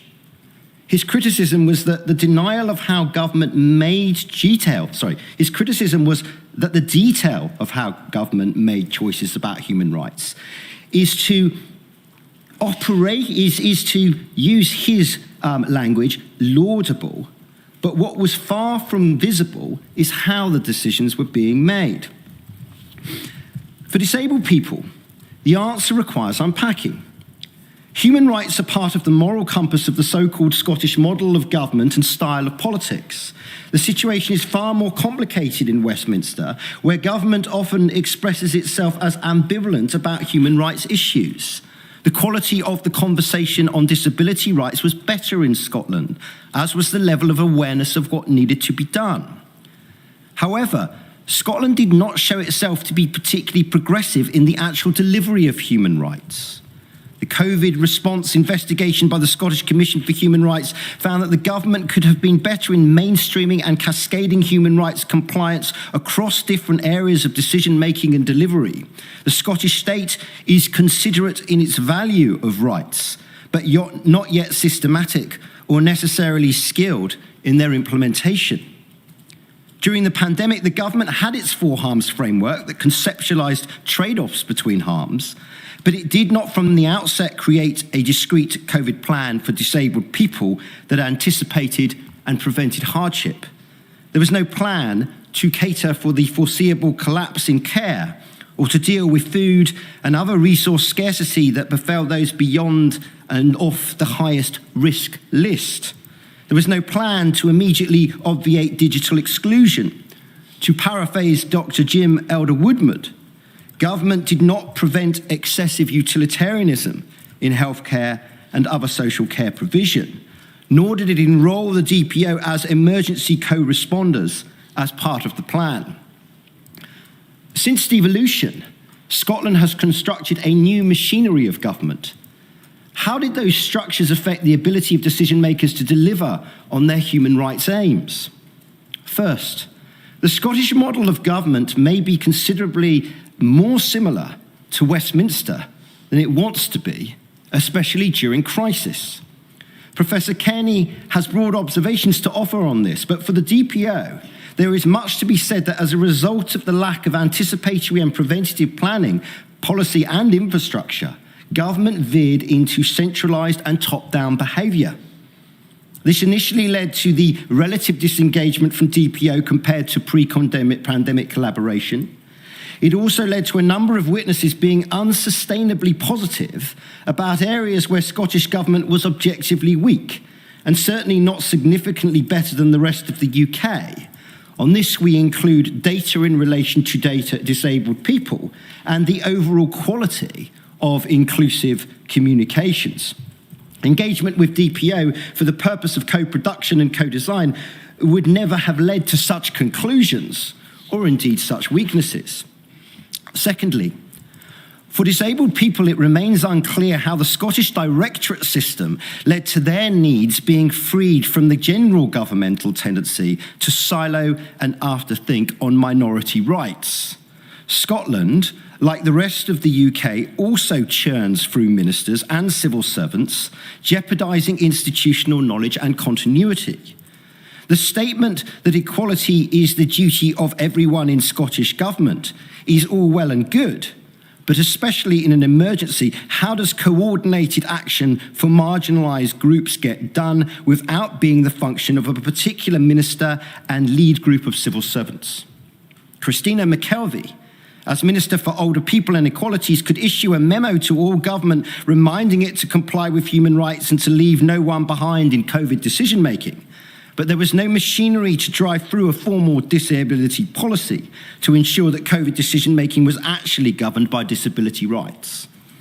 Thirdly, whatever the qualities of the relationship between central and local government in Scotland, it was not sufficiently developed to withstand a whole system emergency. Certainly no better than England. Not surprisingly, Nicola Dickey recognised on behalf of Scottish local authorities that partnership with the third sector lacked consistent coverage and could be variable. What is surprising is the repeated references in her statements without any criticism that most local authorities in self-assessments regarded themselves as ready to respond to the needs of vulnerable groups in an emergency, including disabled people. In March 2020, the Cabinet was far too sanguine that this would happen. Local government responders cannot be left to self-assess their own readiness in that way, not least because their optimism bias and states of denial can then become the optimism bias and denial of central government. Turning to expertise, the DPO do not take issue with the integrity of the advice or the degree to which pluralist views were shared about how best to suppress the virus. It was the lack of expert advice on mitigating MPIs that concerns them. The Chief Social Policy Advisor, Dr. Carol Turnerhill, whose role was to lead in government on the consideration of social harm, has admitted her sense that the capacity of the expert meetings to fully consider and understand the impacts on different population subgroups was less than ideal, and that more weight was placed on statistical modelling and biomedical science than on wider human experience and social science. Even when it came to creating subgroups, they were made for race and ethnicity and children and young people in education, but not for disabled people, which of course echoes some of the prioritisation seen in Westminster. Disabled people of Scotland therefore endured a pandemic paradox in that their situation was simultaneously recognised and overlooked by government, and in that respect, the weakness of the Scottish model and style of politics is revealed. Government was good at speaking of we, not I, at galvanising collective resilience, including civic connectedness. It empathised with disabled people and articulated a social model that disability and vulnerability are both made and chosen. All of that is positive. But there was a gulf between aspiration and deed, and it was all the more experienced by disabled people because government's actual decision-making was focused so highly on a medical-orientated model of saving life, it was not particularly inventive or mitigated in its prevention of social harm. Taking the quality of engagement with DPO as one indicator of this, there is a consensus in Scotland amongst politicians, civil servants and stakeholders that consultation is a good thing and that it is incumbent on government to build wide policy communities. Developed engagement with civil society is regarded as a Scottish political virtue, not just to enhance the social contract, but to improve the quality of decision-making.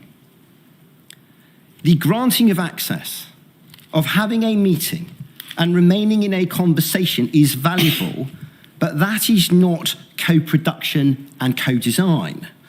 DPO are not equal partners in policy making. Whilst there are exceptions, DPO are not generally informed about the consequences of their interventions. There are no feedback loops, agreed methodology, or external review. As DPO do not have secured funding to do this, they cannot sustain their seat at the table even when it is given. Engagement, in Dr. Elder Woodward's terms, is started and ended by the authority of the state. It is a gift without obligation or accountability, as opposed to a human right and a means to make delivery of protection more real. As in the rest of the UK, there were serious shortcomings of data collection and deployment on behalf of disabled people in Scotland. The data infrastructure was minimal in 2020. Public Health Scotland still call it, quote, a work in progress. As a public health data specialist, Professor Morris describes data collection as still in the foothills of where it needs to be and lacks a sufficient data infrastructure to create new insights. It is a defining feature of residential and domiciliary care of how little is known, how much people are not counted, and consequently, whatever our aspirations, the uncounted count for less. For disabled people, that exemplifies what was sorely missed out on by the absence of co-production structures. When ground-level community networks, local authorities, and central government combine in the collection of data, that not only binds and builds trust, but it promotes insight. Professor Freegard has talked about this in the conclusion to his report to you. Almost every lesson learned document has said the same. Pandemics teach us that data is absolutely an issue of human rights and humanity. Finding trustworthy and collaborative ways to know it and use it should become one of the great priorities of our time.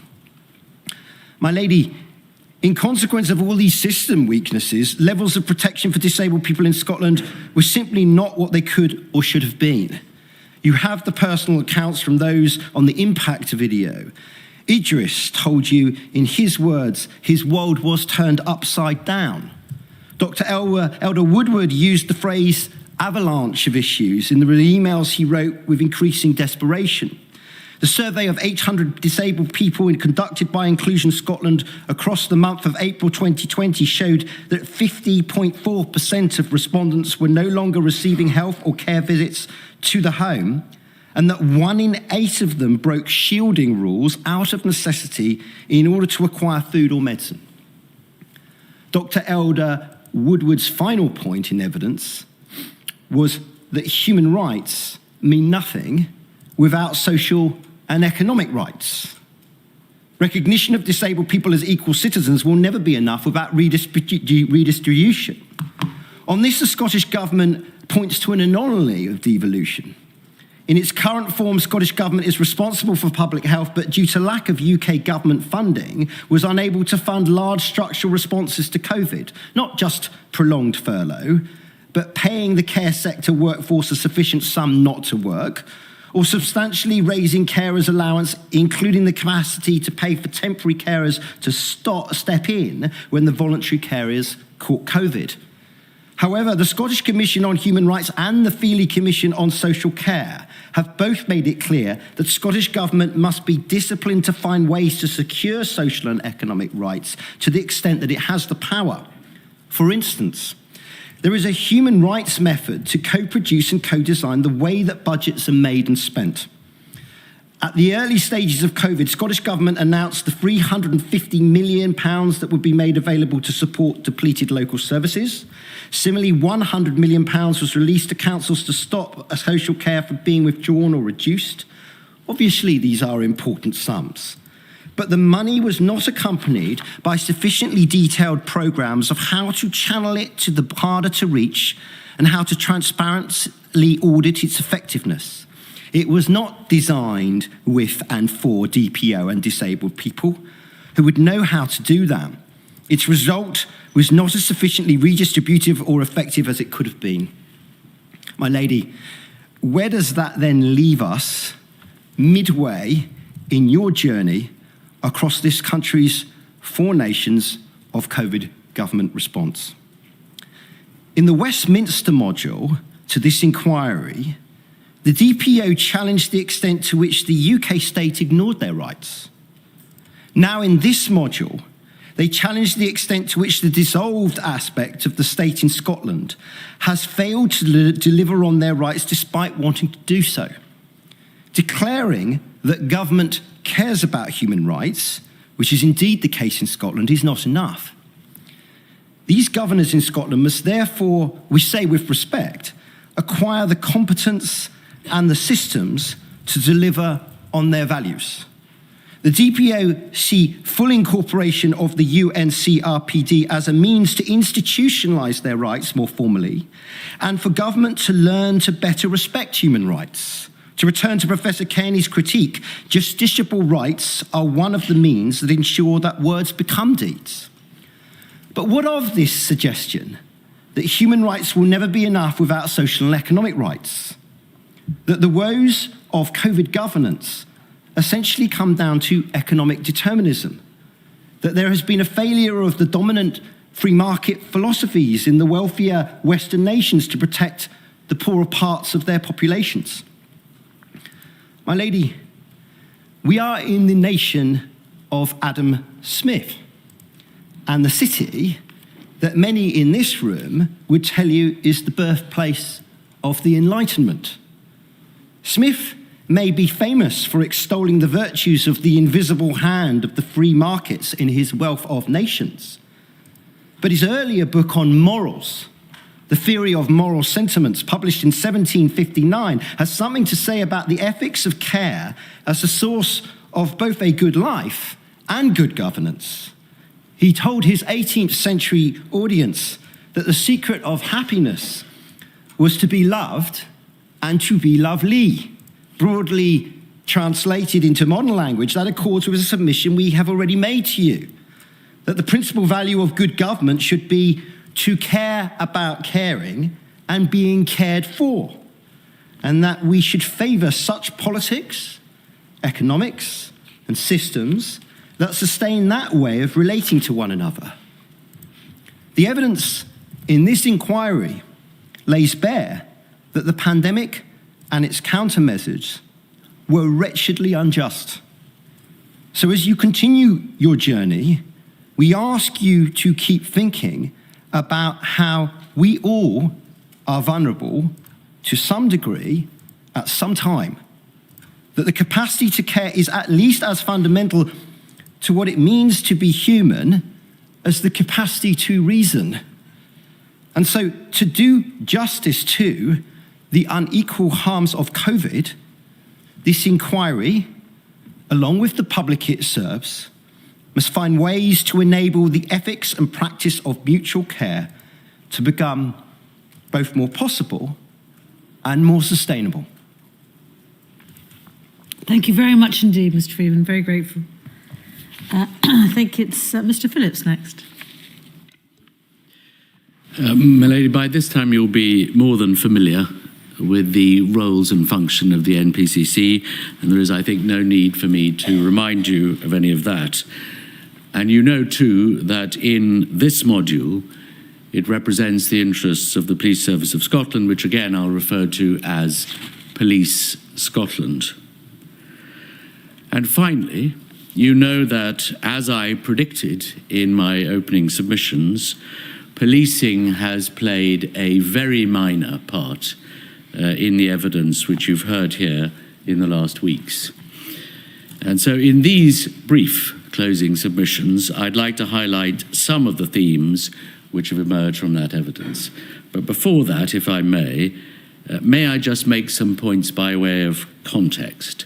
The first is that, of course, most of the challenges faced by policing during the pandemic had to be faced by the police throughout the UK. So that the experience of Police Scotland mirrors to a very large extent the experience of the English forces, which you heard about in Module 2, and which will no doubt be repeated in what you hear in the next two modules.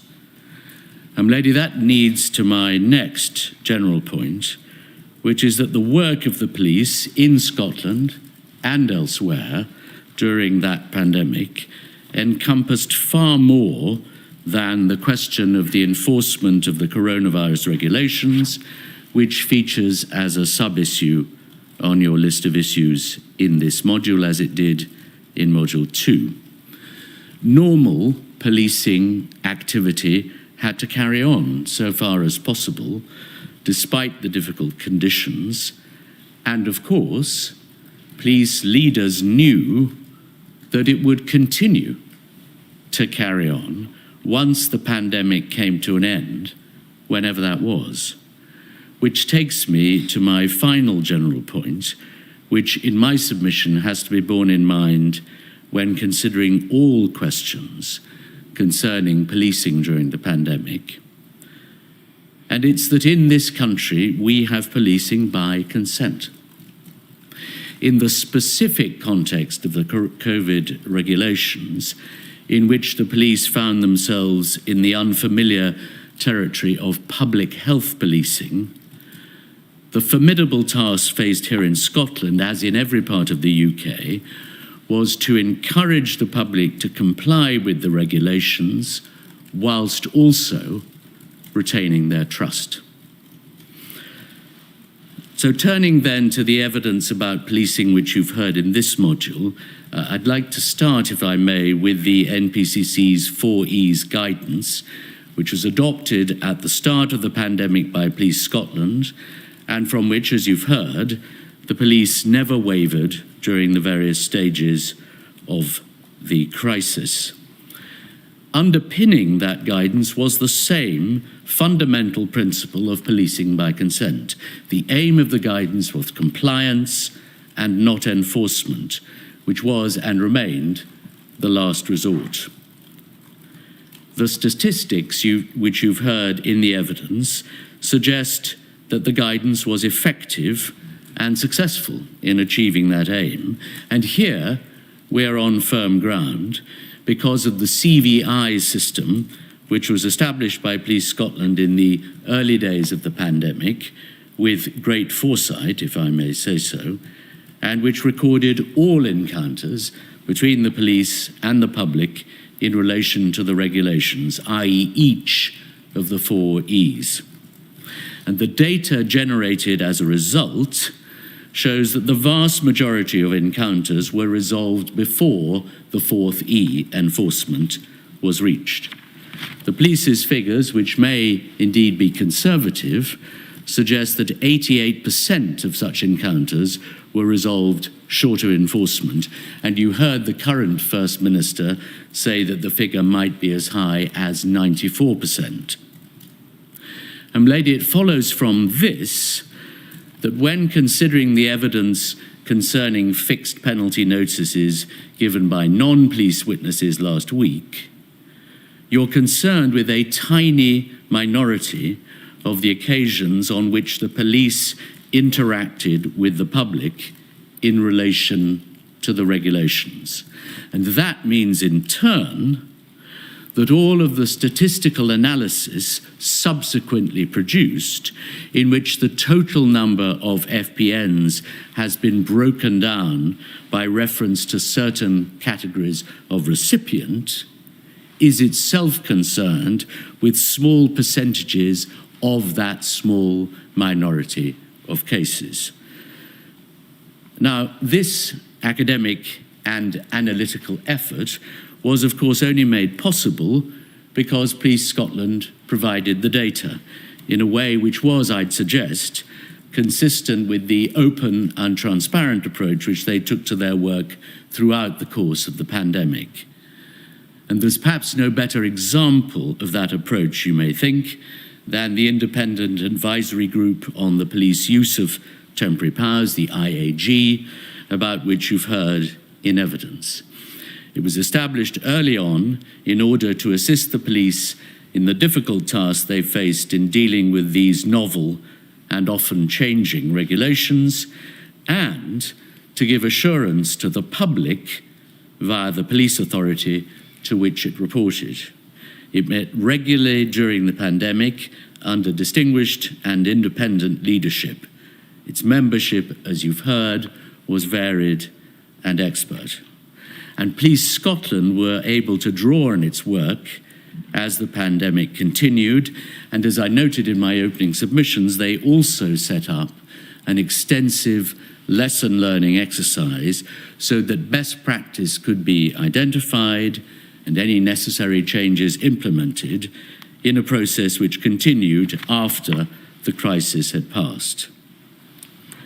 Lady, we'll put in detailed written submissions next month, but at this stage, and having drawn out some of the main themes of the evidence you've heard here, my submission to you is that Police Scotland are to be commended and not criticised for the way in which they met the challenge they faced during the pandemic.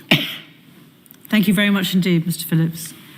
Mr. Mitchell, I think you complete the submissions.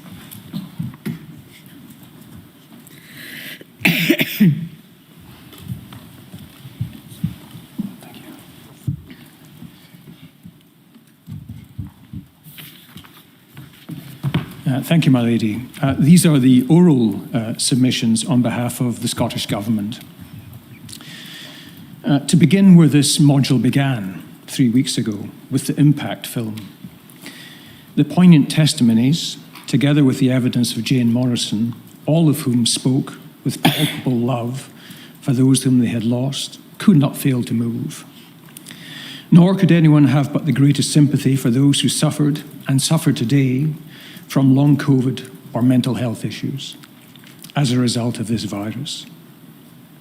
Their participation in the film and their evidence showed a bravery that a non-looker may not fully understand, and that perhaps we, who appear regularly in courtrooms across the country, do not always appreciate or come to take for granted.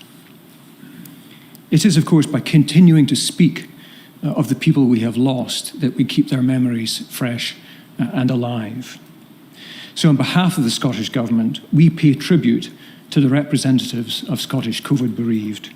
who have attended these hearings over the last 3 weeks.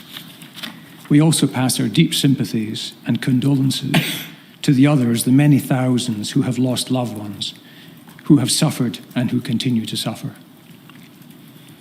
What more can the Scottish Government do than offer its sympathies?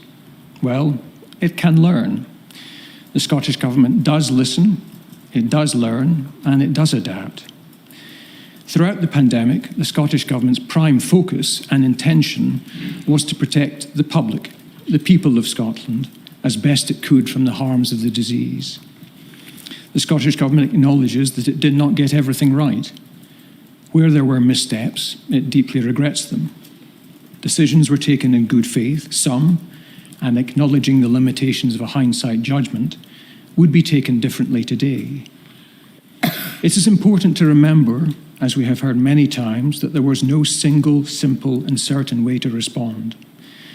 The very fact that so many different views have been expressed on the steps and measures taken, so many different opinions on what should or should not have been done by the Scottish Government and the other governments of the four nations, surely demonstrates this very point.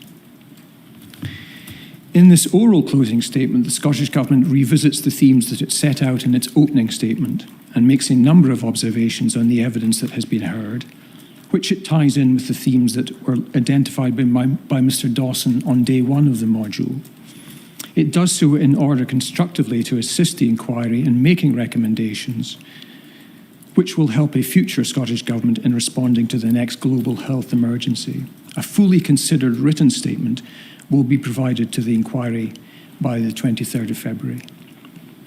So the first theme that we looked at in the opening statement was the period January to March 2020. Ministers recognise that a great deal of evidence has been led in respect of the timing of the first intervention to stop the spread of the virus. Knowing what is known now, Scottish ministers would have wished to move faster in March 2020 in issuing a stay-at-home instruction. The evidence before the inquiry shows that the medical and scientific advice, which the Scottish ministers had access to, came through the UK's scientific advisory structures, principally by way of the COBRA briefings.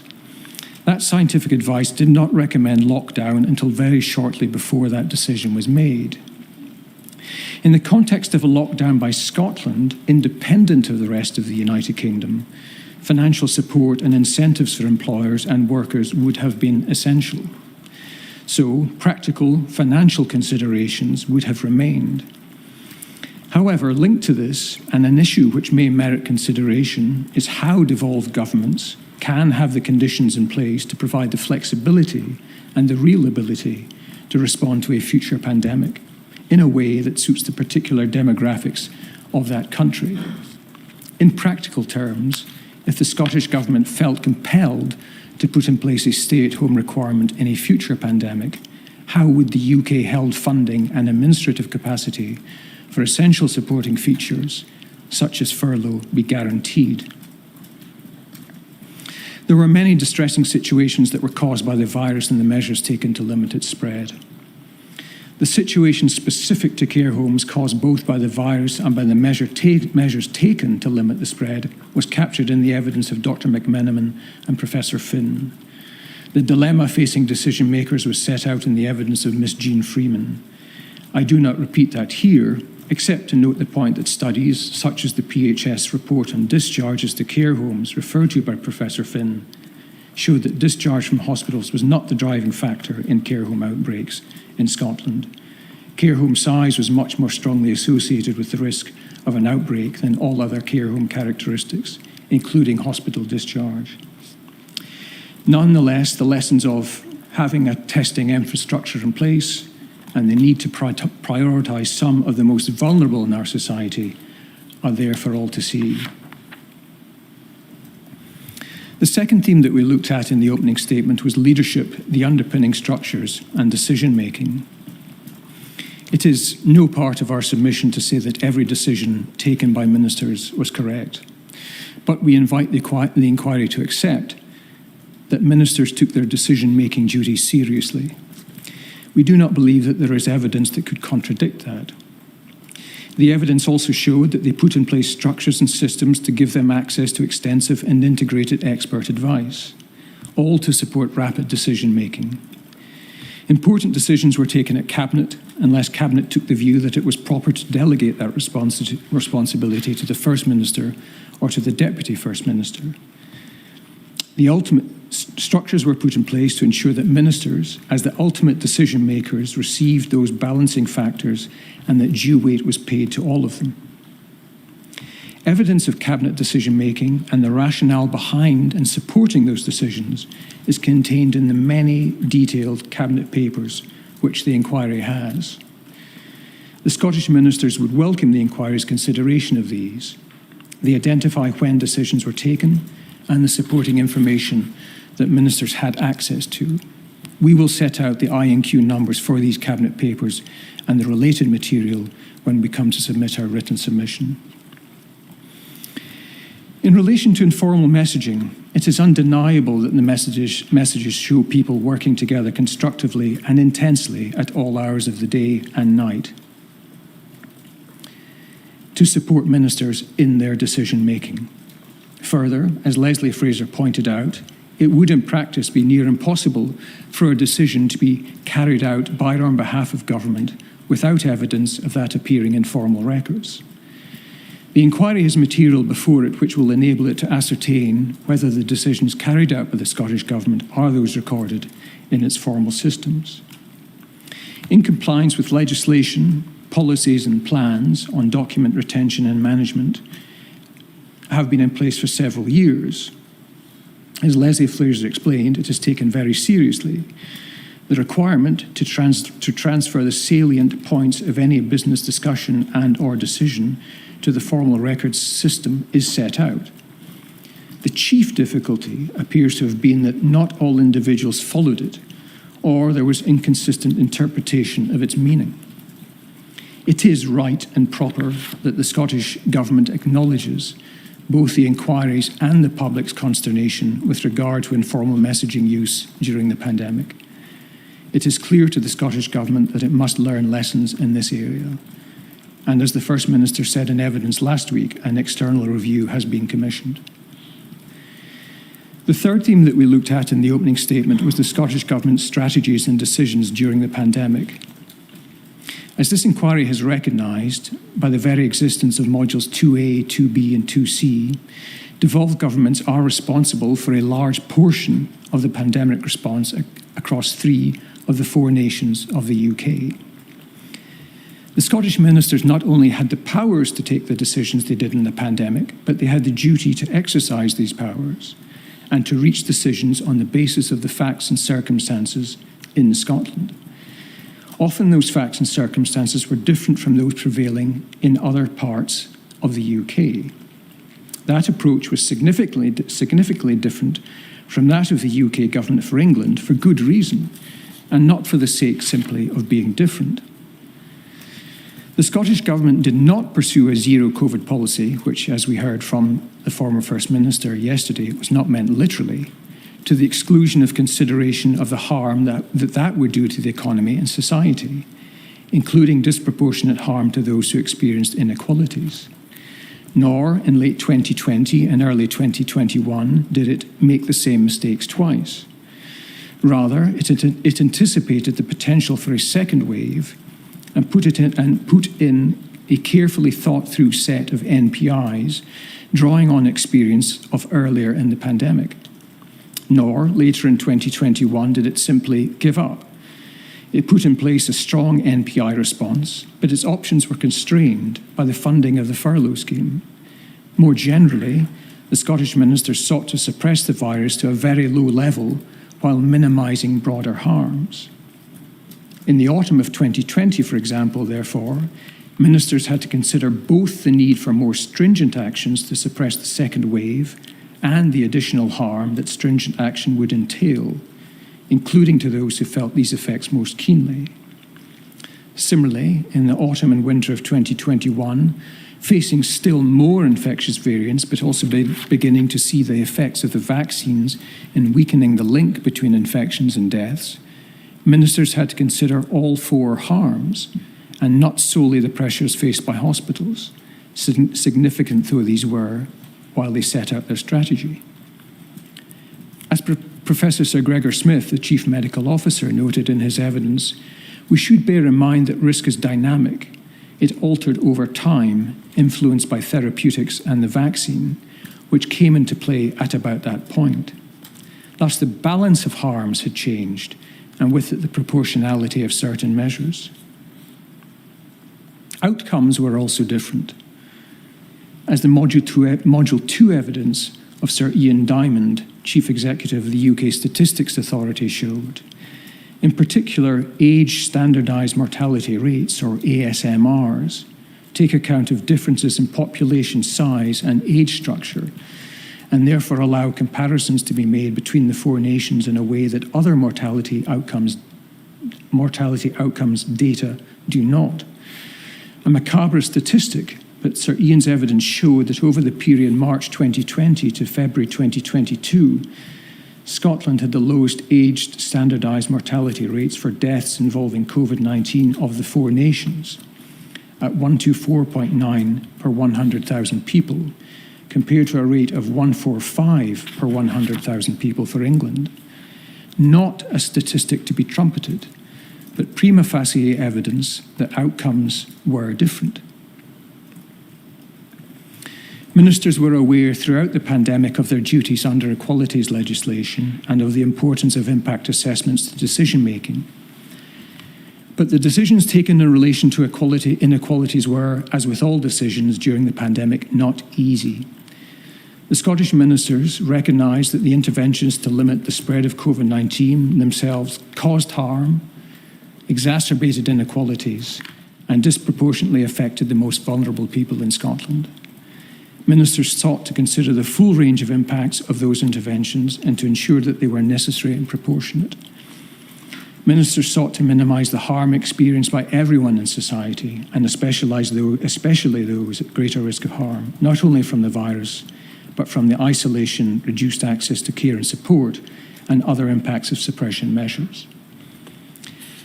But the Scottish Government recognises that, pandemic or no pandemic, more has to be done from the most vulnerable in society, as was made clear in the evidence of Dr. Donald McCaskill of Scottish Care and Dr. Jim Elder-Woodward. The fourth theme that we looked at in the opening statement was working with other governments and local authorities. The Scottish Government recognises that the best way to work with partners and stakeholders in a crisis is to invest in constructive, effective relationships in calmer times and to listen and engage with those close to local communities. We acknowledge the evidence of the STUC and COSLA that the Scottish Government went to lengths to engage with employees and local authorities, while accepting that the intensity of the emergency affected both the amount and the quality of the engagement that was possible. It is, we think, fair to say that a recurring theme of intergovernmental exchanges was the concern of the devolved governments that decisions on funding and the furlough scheme were driven by the UK government's decisions for England. We have already set out that we consider that matters in the gift of the UK government, such as flexibility in funding arrangements for devolved administrations in emergencies and for schemes such as furlough, may warrant a particular focus.